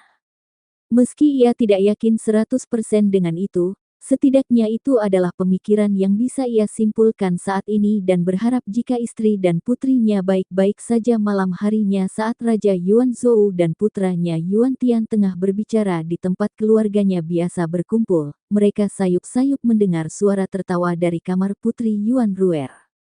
Ayah, apakah kamu mendengarnya? Tanya Yuan Tian pada Raja Yuan Zhou di depannya. Tentu saja ayah mendengarnya, tapi tunggu dulu. Bukankah ini suara ibu dan adikmu? Yuan Zhou mengangguk pada Yuan Tian tapi kemudian ia kembali mendengar suara itu lagi bahkan lebih jelas dari sebelumnya di mana suara itu merupakan suara yang sangat ia kenali. Kemudian tanpa aba-aba keduanya langsung berlari menuju tempat suara itu berasal. Brak, keduanya langsung menendang pintu kamar itu dan masukinya. Dan benar saja di sana saat ini terlihat Putri Yuan Ruer dan Permaisuri Yuan Luer tengah mengobrol dengan bahagia, entah apa yang mereka bicarakan sebelumnya, tapi bukan itu yang membuat Raja Yuan Zhou dan Pangeran Yuan Tian bengong saat menyaksikan itu, melainkan fakta bahwa Putri Yuan Ruer yang sebelumnya tidak bisa bangun dari tidur panjangnya kini nampak biasa saja bahkan nampak tidak ada tanda-tanda jika sang putri baru saja mengalami keadaan itu. Kalian bagaimana bisa? Raja Yuanzhou menatap tak percaya dengan apa yang ada di depannya saat ini. Bab 56. Ayah, ada apa? Tanya Yuan Ruer polos, karena memang ia tidak mengetahui kekhawatiran sang ayah dan kakaknya saat ini. Sontak hal itu membuat Yuan Zhou dan Yuan Tian melongo saat mendengarnya. Apalagi ekspresi tanpa dosa yang ditunjukkan oleh Yuan Ruer saat ini membuat keduanya tidak bisa mengucapkan kata-kata apapun dari mulut mereka. Melihat kejadian itu, permaisuri Yuan Ruer langsung angkat bicara. "Gege, Tianer, bisakah kalian jelaskan mengapa kalian menendang pintu sebelumnya?"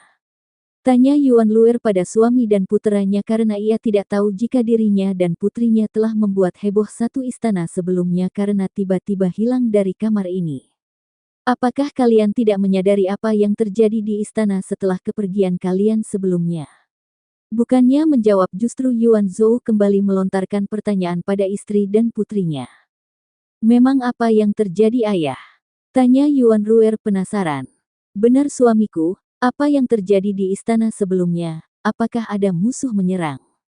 Tanya Yuan Ruer ikut menimpali pertanyaan sang putri, bahkan nampak dari nada bicaranya ia sangat khawatir saat ini, takut terjadi apa-apa pada semua penghuni istana ini. "Kalian ini masih saja tidak mengerti, baiklah dengarkan ini baik-baik." Melihat wajah bingung istri dan putrinya, mau tak mau Yuan Zhou menceritakan apa yang terjadi di istana setelah berita hilangnya mereka berdua tersebar siang tadi. Kemudian Yuan Zhou memulai ceritanya. Beberapa waktu kemudian, "Jadi begitu, pantas saja Gege dan Tianer seperti orang kesetanan sebelumnya saat memasuki kamar ini," ucap Yuan Ruer tertawa cekikikan setelah mengetahui cerita sebenarnya. Begitu juga dengan Yuan Ruer. Ia juga nampak tertawa bersama sang ibu, karena menurutnya wajah panik ayah dan kakaknya tadi sangatlah lucu. "Hentikan dulu tertawanya, waktunya sekarang kalian menjelaskan pada kami apa yang terjadi sebenarnya, mengapa kalian tiba-tiba menghilang sebelumnya dan juga apa yang terjadi pada Ruer sehingga ia bisa kembali sehat dan bersemangat seperti saat ini sedangkan sebelumnya." Yuan Zhou tidak melanjutkan ucapannya, kemudian melambaikan tangannya agar sang putri dan istrinya berhenti tertawa untuk meminta penjelasan dari keduanya mengenai apa yang terjadi sebelumnya. Mendengar pertanyaan itu, kedua wanita itu saling pandang, sebelum menatap ke arah Yuan Zhou. "Maaf suamiku, aku tidak bisa menjelaskannya untuk saat ini karena kami sudah berjanji pada orang yang menolong putri kita untuk tidak menceritakan identitas mereka padamu. Orang tersebut juga bilang jika akan ada waktunya untuk kamu bisa menemuinya." Yuan Ruer menggelengkan kepalanya pertanda jika ia tidak bisa menjelaskan apa yang diminta oleh suaminya itu, karena sebelum ia dan putrinya kembali ke istana Lin Juan sudah menanti-anti keduanya untuk tidak membicarakan hal ini pada orang lain, apalagi pada Yuan Zhou. Mendengar jawaban itu dari istrinya, Yuan Zhou hanya bisa memakluminya. Karena seseorang yang bisa menyelinap ke istananya dan membawa putri dan istrinya pastilah sosok yang sangat menakutkan, dan tentunya sosok tersebut tidak memiliki niat buruk pada keluarganya. Dari mana ia tahu itu? Jawabannya sudah jelas, dengan kesembuhan sang putri contohnya. Dan untuk yang lainnya tentu saja jika sosok tersebut ingin berbuat jahat pada keluarganya maka tidak akan ada yang bisa menghentikannya. Mengingat sosok itu dengan mudahnya masuk istana di saat ada dirinya yang merupakan orang terkuat di istana ini. "Baiklah, aku tidak akan mendesak kalian untuk menjawab ini, sebaiknya kalian istirahat saja dulu, kami berdua akan keluar dari sini." Setelah mengatakan itu, Yuan Zhou dan Yuan Tian keluar dari kamar tersebut dan menutup pintu itu dari luar, meninggalkan dua wanita itu di dalam sana untuk istirahat. Hari-hari berikutnya di kerajaan Yuan nampak masih aman-aman saja tanpa ada insiden apapun, membuat Raja Yuan Zhou bertanya-tanya apakah keluarga Si dan juga Sakte Pilar Kembar sudah melupakan dendamnya pada kerajaan ini, mengapa mereka tidak bergerak hingga selama ini.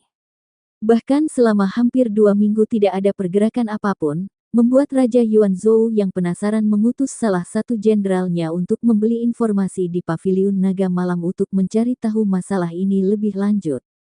Dan hasilnya sungguh mengejutkannya, ternyata dugaannya salah, bukannya mereka melupakan dendamnya melainkan saat ini mereka tengah fokus dengan turnamen yang beberapa minggu lagi akan dimulai, dan yang membuat Raja Zhou khawatir adalah informasi mengenai kultivasi Silong yang sudah berada di ranah alam bumi bintang 3 saat ini, di mana itu berada di atas kekuatan putranya, yang hanya memiliki kekuatan di alam master bintang 9. Dan satu lagi dikabarkan pula jika saat ini Silong tengah membidik juara satu agar berkesempatan untuk menikahi putri dari kerajaan Bing agar bisa menggunakannya untuk menundukkan kerajaan miliknya. Ayah, ada apa? Tanya Yuan Tian pada sang ayah yang nampak murung saat ini. Bacalah. Tanpa menjawab pertanyaan putranya, Yuan Zhou menyerahkan gulungan yang didapatkan dari paviliun naga sebelumnya pada Yuan Tian. Beberapa lama kemudian, ayah, apa yang harus kita lakukan? Tanya Yuan Tian gugup setelah membaca informasi tersebut. Tidak ada yang bisa kita lakukan dengan itu. Mau ikut dalam turnamen itu pun saat ini kekuatanmu masih kalah jauh dengan Silong. Saat ini kerajaan ini hanya bisa menunggu keajaiban. Semoga saja langit masih memberikan kesempatan untuk kita, untuk bisa melewati masalah ini. Yuan Zhou hanya bisa menghela nafas saat mengatakan itu. Sementara untuk Yuan Tian ia hanya bisa menyalahkan dirinya saat ini. Andai aja ia tidak sakit beberapa waktu lalu, pasti saat ini kultivasi sudah berada di alam bumi.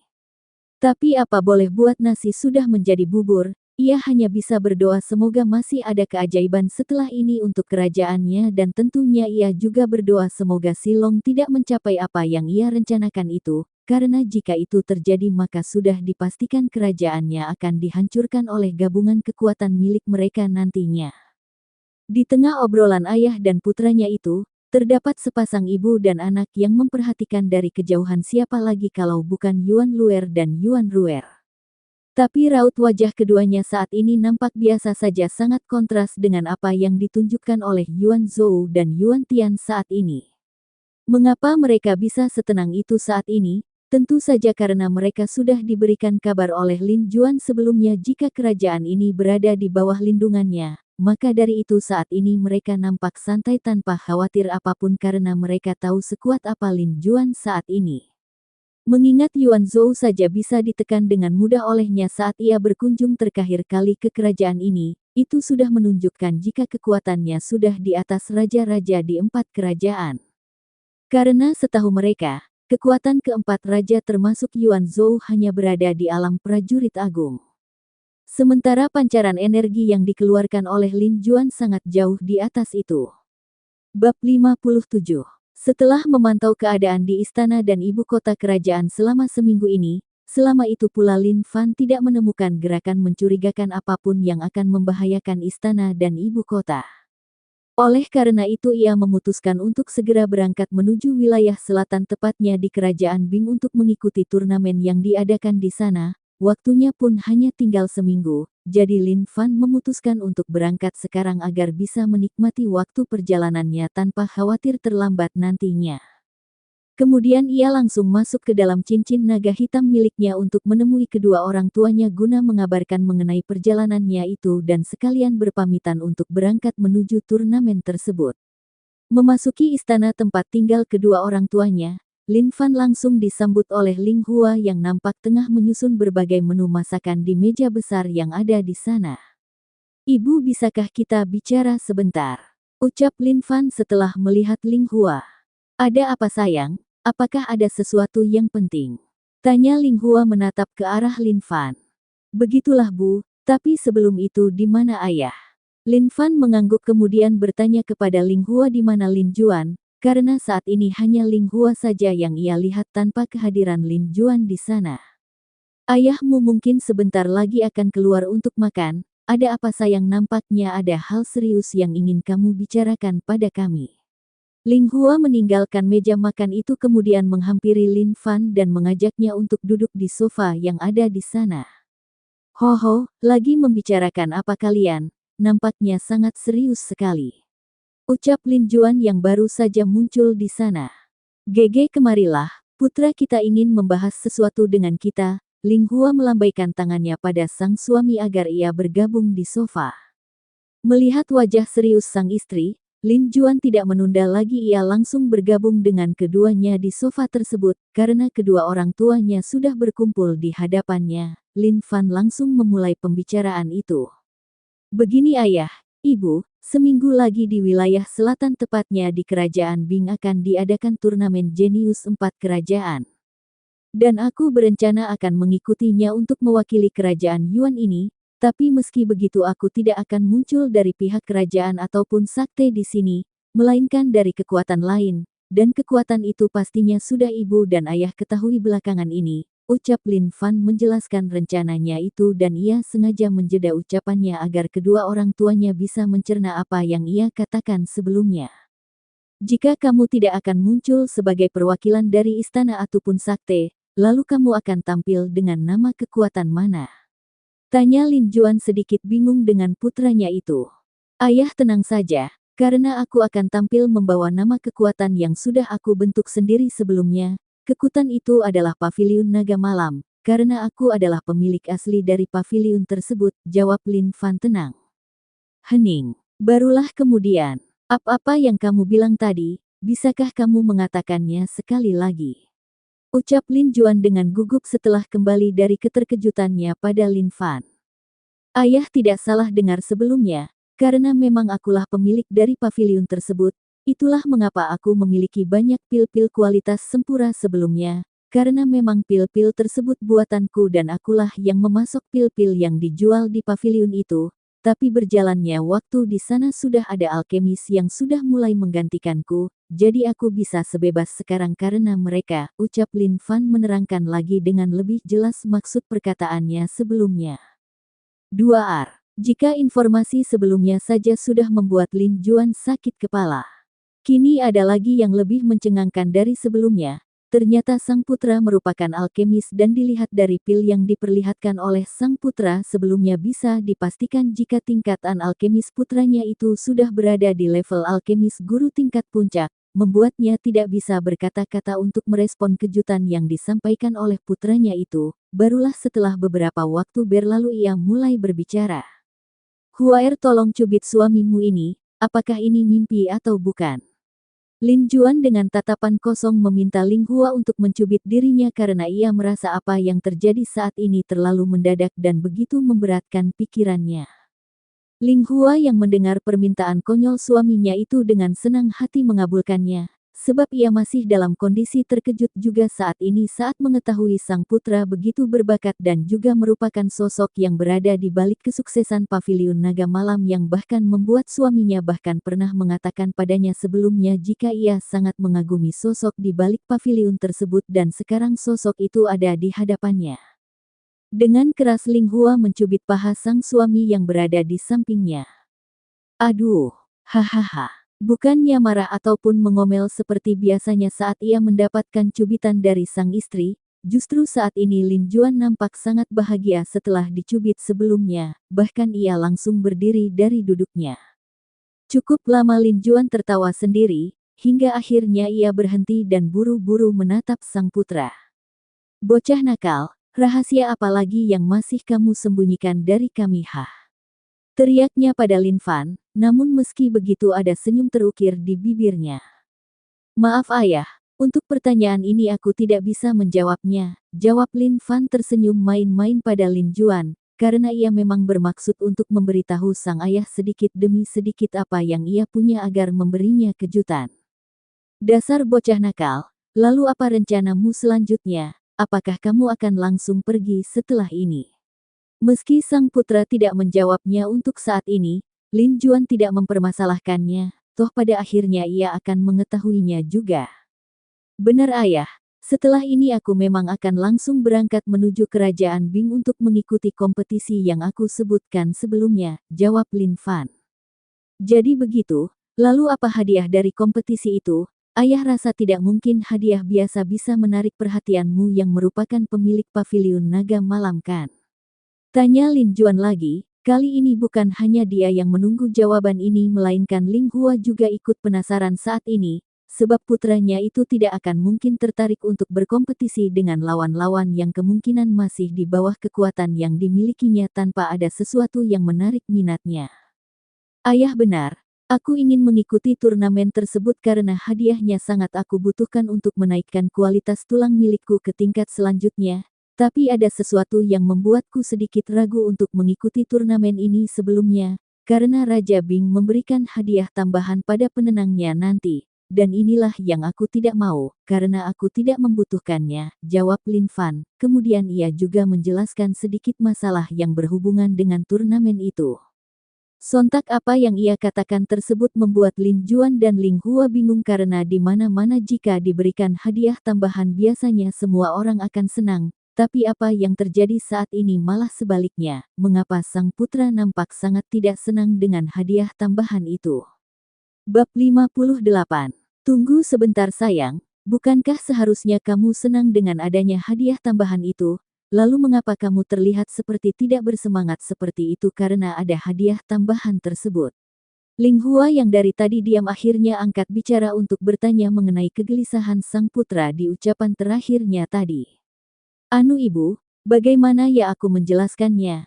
Intinya hadiah tersebut tidak bisa aku ambil, udah itu saja, selebihnya aku tidak bisa menjelaskannya sekarang. Lin Fan dengan gugup menjawab pertanyaan ibunya itu, tapi ia tidak menjelaskan hadiah apa itu sebenarnya, karena tidak mungkin ia akan mengatakan jika ia tidak mau karena akan ditawari untuk menikahi putri dari kerajaan Bing, apalagi rumornya sosok putri tersebut sangat cantik dan jenius, jika sampai kedua orang tuanya tahu bisa-bisa mereka memaksa dirinya untuk mengambil hadiah itu, apalagi ayahnya yang terkenal konyol itu. Lin Juan dan Ling Hua saling pandang setelah mendengar jawaban tidak lengkap tersebut. Tapi meski begitu kedua tidak mau bertanya lebih jauh lagi, sebab mereka melihat wajah sang putra saat ini seperti tidak mau membahas itu. Baiklah ayo kita makan dulu, sebelum semua makanan yang ibu buat sebelumnya dingin, nanti setelah ini barulah kita bisa membahas masalah ini kembali. Ling Hua bangun dari sofa diikuti oleh Lin Fan dan Lin Juan di belakangnya kemudian mereka langsung menuju meja makan sebelumnya, kemudian Ling Hua dengan cekatan menyiapkan piring untuk kedua pria yang sangat ia sayangi itu. Kemudian acara makan-makan pun dimulai. Saat ini ketiganya nampak sudah berada di luar cincin naga hitam setelah sebelumnya melakukan makan bersama, tepatnya berada tak jauh dari posisi ibu kota berada. Ayah bisa menunjukkan ini pada pamantu, jika mengunjungi paviliun pusat di kota naga, tapi jika ayah tidak mau jauh-jauh datang ke sana, ayah dan ibu bisa mendatangi paviliun yang ada di ibu kota, caranya sama cukup tunjukkan lencana ini maka nantinya ayah dan ibu akan disambut dengan baik di sana. Lin Fan menyerahkan lencana khusus yang sudah ia minta buatkan sebelumnya pada Ci Yuji saat ia mengunjungi paviliun yang ada di ibu kota sebelumnya. Terima kasih, pasti ayah akan menggunakan lencana ini sebaik mungkin, ucap Lin Juan seraya memasukkan lencana tersebut ke dalam cincin miliknya, disertai senyum yang mengandung banyak misteri di baliknya, karena di dalam kepalanya saat ini ada banyak rencana yang akan ia lakukan saat mengunjungi paviliun milik putranya itu. Gege jangan melakukan hal yang aneh-aneh, jangan sampai gara-gara kelakuan Gege paviliun yang sudah dibuat susah payah oleh putra kita malah hancur nantinya. Melihat senyuman tak biasa dari suaminya Ling Hua langsung angkat suara agar suaminya itu tidak melakukan hal-hal yang bisa mengacaukan paviliun milik putranya itu. Tidak apa-apa ibu, ayah bebas melakukan apapun di sana, tapi meski begitu jangan sampai bangkrut juga, karena akan kasihan nanti orang-orang yang bekerja di sana jika sampai hal itu terjadi. Lin Fan tersenyum melihat ayahnya dimarahi oleh sang ibu.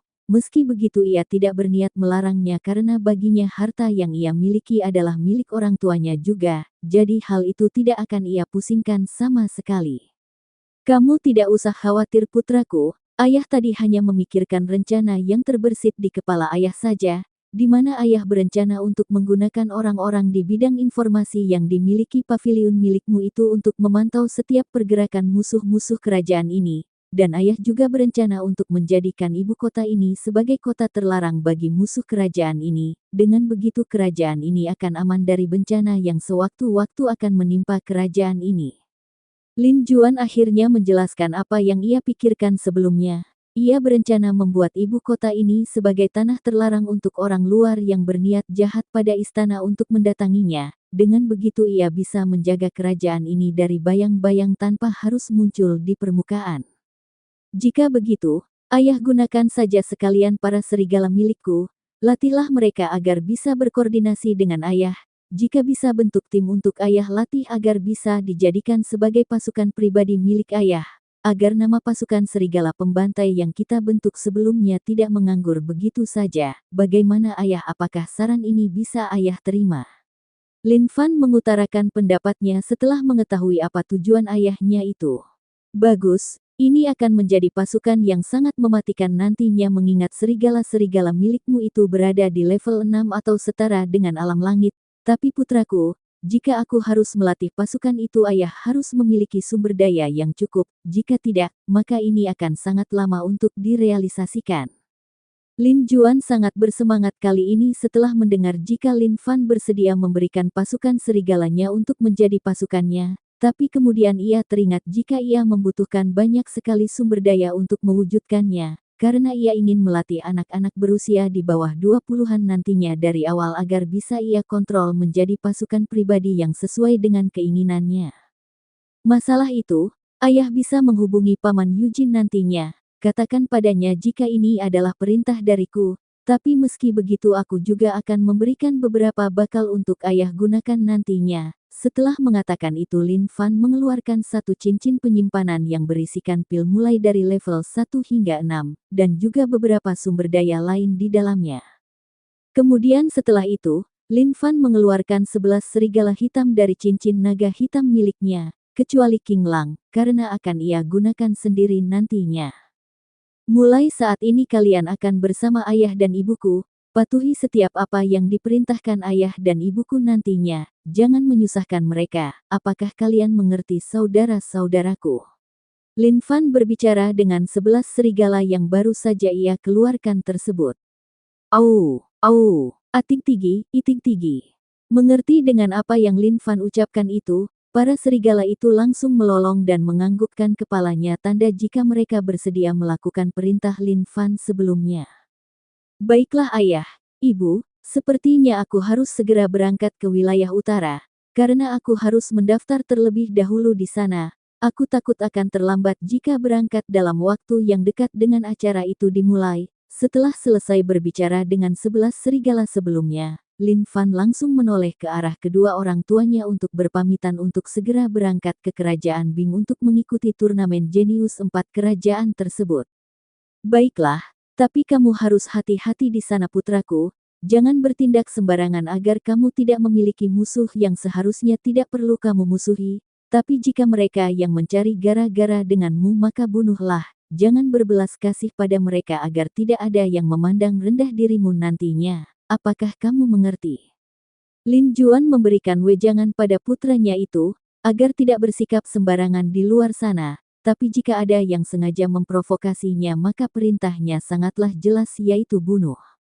Aku mengerti ayah, ucap Lin Fan tersenyum seraya menggunakan kembali topengnya, kemudian ia memeluk satu persatu kedua orang tuanya. Tapi saat giliran Ling Hua yang ia peluk sang ibu malah memeluknya sangat lama dan tak lupa sang ibu dengan panjang lebar menceramahinya tentang banyak hal, tapi meski begitu dirinya dengan patuh mendengarkan itu tanpa menyelanya. Kemudian setelah semuanya selesai barulah ia bisa pergi dari sana. Baiklah suamiku, sekarang kita akan kemana selanjutnya? Tidak mungkin kan kita menuju ke ibu kota secara langsung dengan membawa 11 serigala ini. Ling Hua menatap sang suami setelah kepergian Lin Fan sebelumnya. Kita akan menunggu sampai malam, barulah setelah itu kita akan mengunjungi paviliun di sana untuk menitipkan serigala-serigala ini, atau jika memungkinkan kita bisa meminta bantuan orang-orang di sana untuk membelikan mansion untuk kita tinggali, agar kita bisa leluasa untuk melatih pasukan kita nantinya, jawab Lin Juan mengutarakan rencananya pada Ling Hua. Kemudian mereka berdua membawa 11 serigala itu ke dalam hutan yang tak jauh dari ibu kota yang berjarak beberapa ratus meter dari tempat mereka saat ini. Bab 59.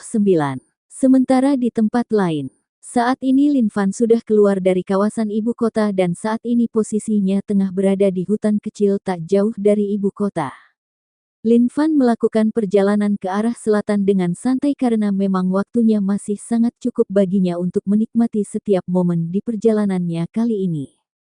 Jalanan yang Lin Fan lalui saat ini adalah jalanan utama sehingga ia seringkali berpapasan dengan para pedagang kecil dan juga beberapa pedagang besar dengan kereta kuda mewah yang nampak membawa dagangannya yang nampak dikawal oleh beberapa kultivator alam master di sisinya. Beberapa puluh kilo kemudian Lin Fan menemukan sebuah desa cukup besar, yang rupanya desa tersebut dijadikan persinggahan oleh para pedagang ataupun kultivator yang melakukan perjalanan jauh sebelumnya. Sehingga di desa tersebut nampak cukup ramai saat ini. Mendekati desa tersebut Lin Fan berjalan santai karena desa tersebut tidak ada yang namanya penjaga pintu masuk di sana, membuat semua orang ingin memasuki tempat itu dengan bebas melanggeng tanpa hambatan apapun. Setelah Lin Fan berada di desa itu, ia disuguhkan dengan banyaknya penjual makanan berjejer rapi di sepanjang kiri dan kanan jalanan desa itu. Kemudian Lin Fan memutuskan untuk mencari tempat makan yang ada di desa itu untuk mencicipi makanan yang ada di desa itu dan kebetulan tak jauh darinya terdapat tempat makan yang tidak terlalu besar tapi nampak lumayan banyak pengunjungnya. "Tuan, apakah Anda ingin memesan sesuatu?" tanya seorang pelayan menghampiri Lin Fan yang baru saja duduk di bangku yang disediakan tempat makan itu. "Tolong siapkan menu spesial di tempat ini. Dan jangan lupa sekalian dengan minumannya," ucap Lin Fan menatap pelayan tersebut. Beberapa saat kemudian pelayan sebelumnya sudah datang kembali dengan nampan di tangannya. Di sana terdapat satu porsi daging. Menu daging tersebut dibuat dengan cara dibakar dengan madu yang disajikan dengan diletakkan di atas piring yang terbuat dari keramik, lengkap juga dengan minumannya. Melihat itu, Lin Fan tersenyum tipis di balik topengnya. Karena menu spesial yang ada di tempat ini sangat mirip dengan hidangan yang selalu ia buat sebelumnya saat di hutan. "Terima kasih, jadi berapa aku harus membayar semua ini?" Lin Fan kemudian bertanya mengenai harga dua pesanannya itu. "Tuan bisa menyicipinya dulu, baru kemudian Tuan bisa membayarnya. Jika seperti ini kami merasa tidak enak dengan Anda," jawab sang pelayan. "Tidak apa, aku tahu masakan ini sangat enak. Tidak perlu dicicipi dulu untuk mengetahuinya." Lin Fan menggelengkan kepalanya, seraya meletakkan beberapa koin emas di meja itu. "Apakah ini cukup?" lanjutnya. Melihat koin-koin emas tersebut, pelayan itu buru-buru menganggukkan kepalanya, karena jumlah yang diberikan Lin Fan itu sangat cukup bahkan melebihi harga sebenarnya.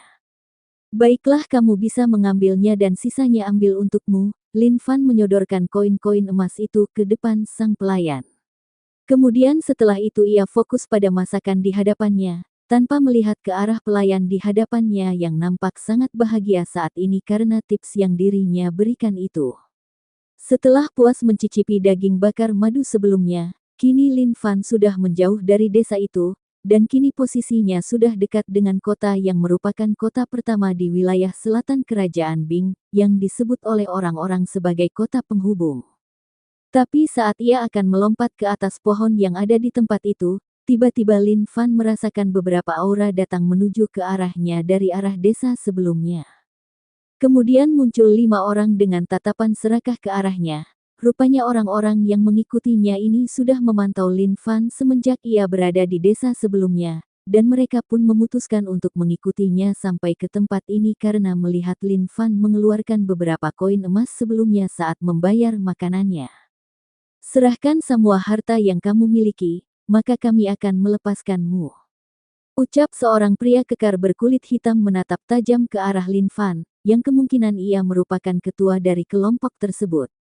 Lin Fan yang mendapatkan ancaman tersebut hanya acuh tak acuh di tempatnya, kemudian ia angkat bicara dengan malas. "Orang-orang bodoh." Meski Lin Fan mengatakan itu dengan suara pelan, tetap saja kata-kata itu sampai di telinga kelima orang di hadapannya itu. "Kurang ajar, cepat kepung dan bungkam mulut kotornya itu, jangan lupa patahkan seluruh tulangnya sebagai pelajaran atas kelancangan yang ia buat sebelumnya." Pria kekar dengan kulit hitam itu langsung memerintahkan keempat bawahannya untuk menyerang Lin Fan karena tersulut emosi akibat ucapan Lin Fan sebelumnya. Keempat bawahannya itu langsung mengangguk secara bersamaan dan bersiap untuk bergerak ke arah Lin Fan. Tapi belum sempat kaki mereka bergerak, tiba-tiba aura di tempat itu sangat suram dan mencekam membuat kelima orang itu menelan ludahnya dengan kasar, bahkan kini mereka sudah sangat susah untuk bernafas akibat aura tersebut dan tiba-tiba bulu kuduk mereka berdiri karena merasakan ada bahaya yang sangat menakutkan berada di belakang kepala mereka saat ini. Itu adalah Lin Fan dengan tampilan sangat menakutkan saat ini di mana tubuhnya dikelilingi aura seperti asap hitam yang merupakan elemen kegelapan miliknya. Di kehidupan selanjutnya, jadilah manusia yang bermanfaat bagi manusia lainnya. Setelah kata itu diucapkan, tiba-tiba tubuh kelima orang tersebut ambruk ke tanah dengan kondisi tanpa daging, hanya menyisakan tulang belulang saja. Hal itu terjadi karena sebelumnya Lin Fan sudah menyuntikkan elemen kegelapan miliknya ke dalam tubuh kelimanya. Membuat mereka mati dalam keadaan seperti itu, karena elemen kegelapan adalah musuh alami bagi kultivator manapun yang tidak memiliki elemen itu ataupun elemen cahaya untuk menetralisir daya rusak elemen tersebut, dan jika kultivator biasa dipaksa menyerap itu di tubuhnya maka elemen tersebut akan menggerogoti tubuh orang tersebut dengan cepat. Tak ingin kejadian tersebut menimbulkan keributan nantinya, Lin Fan pun membakar habis kelima kerangka itu hingga tak tersisa. Baru setelah itu ia melanjutkan kembali perjalanannya yang sempat tertunda sebelumnya. Tapi kali ini Lin Fan tidak berhenti di kota yang disebut kota penghubung di hadapannya itu, ia terus melesat dengan kecepatan tinggi menuju wilayah ibu kota, karena di sanalah tempat turnamen itu akan diadakan. Bab 60. Menjelang sore hari, Lin Fan sudah berada tak jauh dari pintu gerbang ibu kota kerajaan Bing. Terlihat di sana banyak sekali antrian bahkan sampai memanjang hingga ratusan meter dari gerbang. Di antara orang-orang itu rata-rata merupakan pedagang yang ingin memanfaatkan acara turnamen yang sebentar lagi akan diadakan itu untuk menjual dagangannya di sana. Tapi ada juga beberapa kereta mewah yang juga ikut mengantri di sana, yang kemungkinan mereka merupakan bagian dari klan besar di wilayah selatan ini, yang datang untuk mengikuti turnamen tersebut. Melihat antrian masih sangat panjang, Lin Fan memutuskan untuk bersantai di salah satu pohon tak jauh dari posisi gerbang ibu kota tersebut. Barulah setelah hampir setengah jam ia menunggu akhirnya antrian tersebut mulai menipis dan ia pun langsung melesat dengan kecepatan tinggi dari pohon tempat ia menunggu sebelumnya menuju penjaga gerbang yang tengah bersiaga di sana. "Tolong tanda pengenalnya Tuan." Ucapan penjaga gerbang di sana menghampiri Lin Fan tak ingin berlama-lama di sana. Lin Fan mengeluarkan lencana Silver Pavilion Naga Malam yang sudah ia sengaja siapkan sebelumnya, karena ia tidak mau mencolok jika harus menunjukkan lencana emas miliknya. Silahkan masuk Tuan." Melihat kencana tersebut, penjaga gerbang itu tidak berani menahan Lin Fan lebih lama lagi di sana, karena ia sudah dianti-anti oleh pihak kerajaan untuk tidak menyinggung orang-orang dari Pavilion Naga Malam, terlepas dari apapun kedudukan orang tersebut. Melihat reaksi penjaga gerbang tersebut, Lin Fan tidak terkejut sama sekali karena bagaimanapun pavilionnya sangat terkenal bahkan di kerajaan ini sekalipun. Jadi ia tidak kaget dengan itu kemudian ia berjalan menyusuri jalanan ibu kota itu hingga sejauh 1 kilometer, kemudian saat ia tiba di persimpangan jalan, ia mendengar suara teriakan dari seorang pedagang yang nampaknya tengah mengusir seseorang dari tempatnya jualan, dan seseorang yang diusir tersebut merupakan anak kecil kira-kira berusia 10 tahunan. "Uangmu ini hanya cukup untuk membeli satu roti, bagaimana mungkin kamu masih menginginkan satu roti lagi, cepat pergi." Teriak penjual makanan yang merupakan seorang wanita. "Nyonya tolong beri aku sepotong roti lagi. Kasihan adikku yang saat ini kelaparan di rumah." Anak laki-laki itu menangis sambil memohon kepada wanita penjual roti itu agar ia diberikan satu roti lagi untuk adiknya. Bukannya kasihan justru penjual tersebut malah mendorong bocah tersebut hingga jatuh di sisi jalan. "Pergi!" teriaknya sambil mengibaskan tangannya dengan jijik dengan menahan sakit. Bocah tersebut perlahan bangun dan pergi dari tempat itu sambil mengusap air matanya.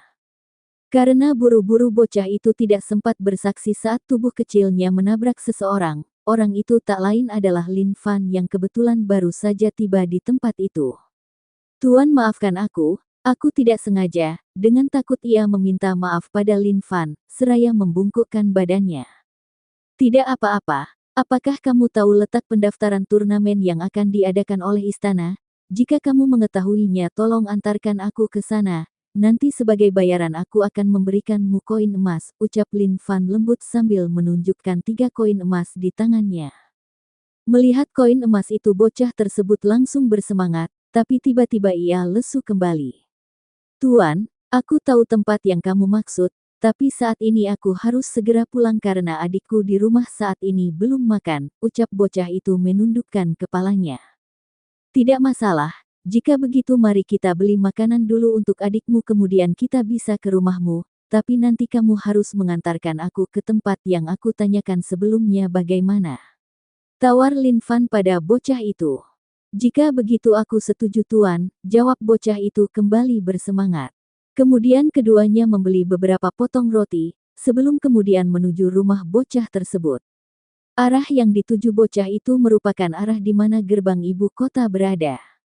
Tapi kira-kira 200 meter dari gerbang tiba-tiba bocah itu belok menuju gang kecil, kemudian berjalan lagi hingga beberapa belokan sebelum akhirnya muncul di wilayah seperti perkebunan, yang ditumbuhi banyak sekali tanaman di tempat itu. Sontak hal itu membuat Lin Fan bingung, pasalnya ia tidak menduga jika gang kecil sebelumnya akan membawa dirinya ke tempat seperti ini, dan ia menebak jika saat ini ia sudah berada di luar ibu kota, tepatnya di pinggirannya.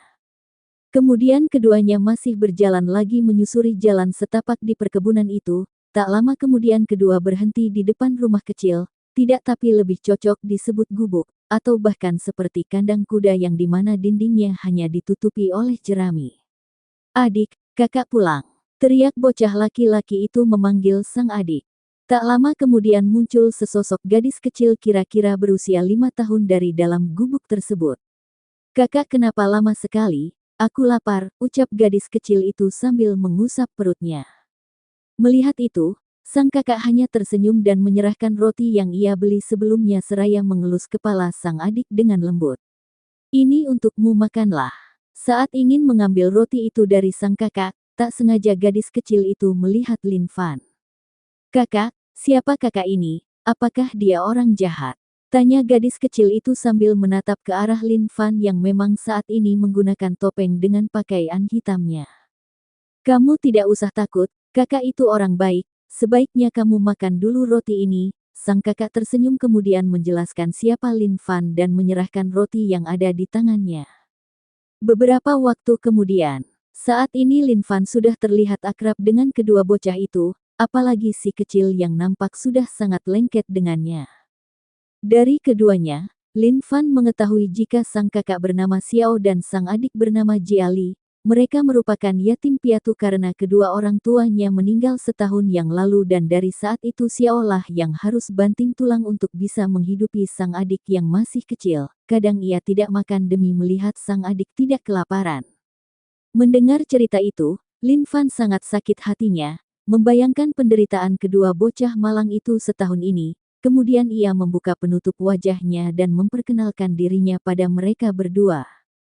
Dan di luar dugaan si kecil langsung lengket pada Lin Fan setelah topeng di wajahnya ia lepas sebelumnya. Mulai sekarang kalian akan menjadi adik kakak, dan mulai saat ini nama kalian adalah Lin Xiao dan juga Lin Jiali. Apakah kalian keberatan dengan itu? Tanya Lin Fan pada keduanya, lebih tepatnya pada bocah bernama Xiao itu. Karena untuk Jiali sepertinya tidak perlu ditanya lagi karena saat ini ia sudah menempel di tubuhnya seperti lem. Bersambung.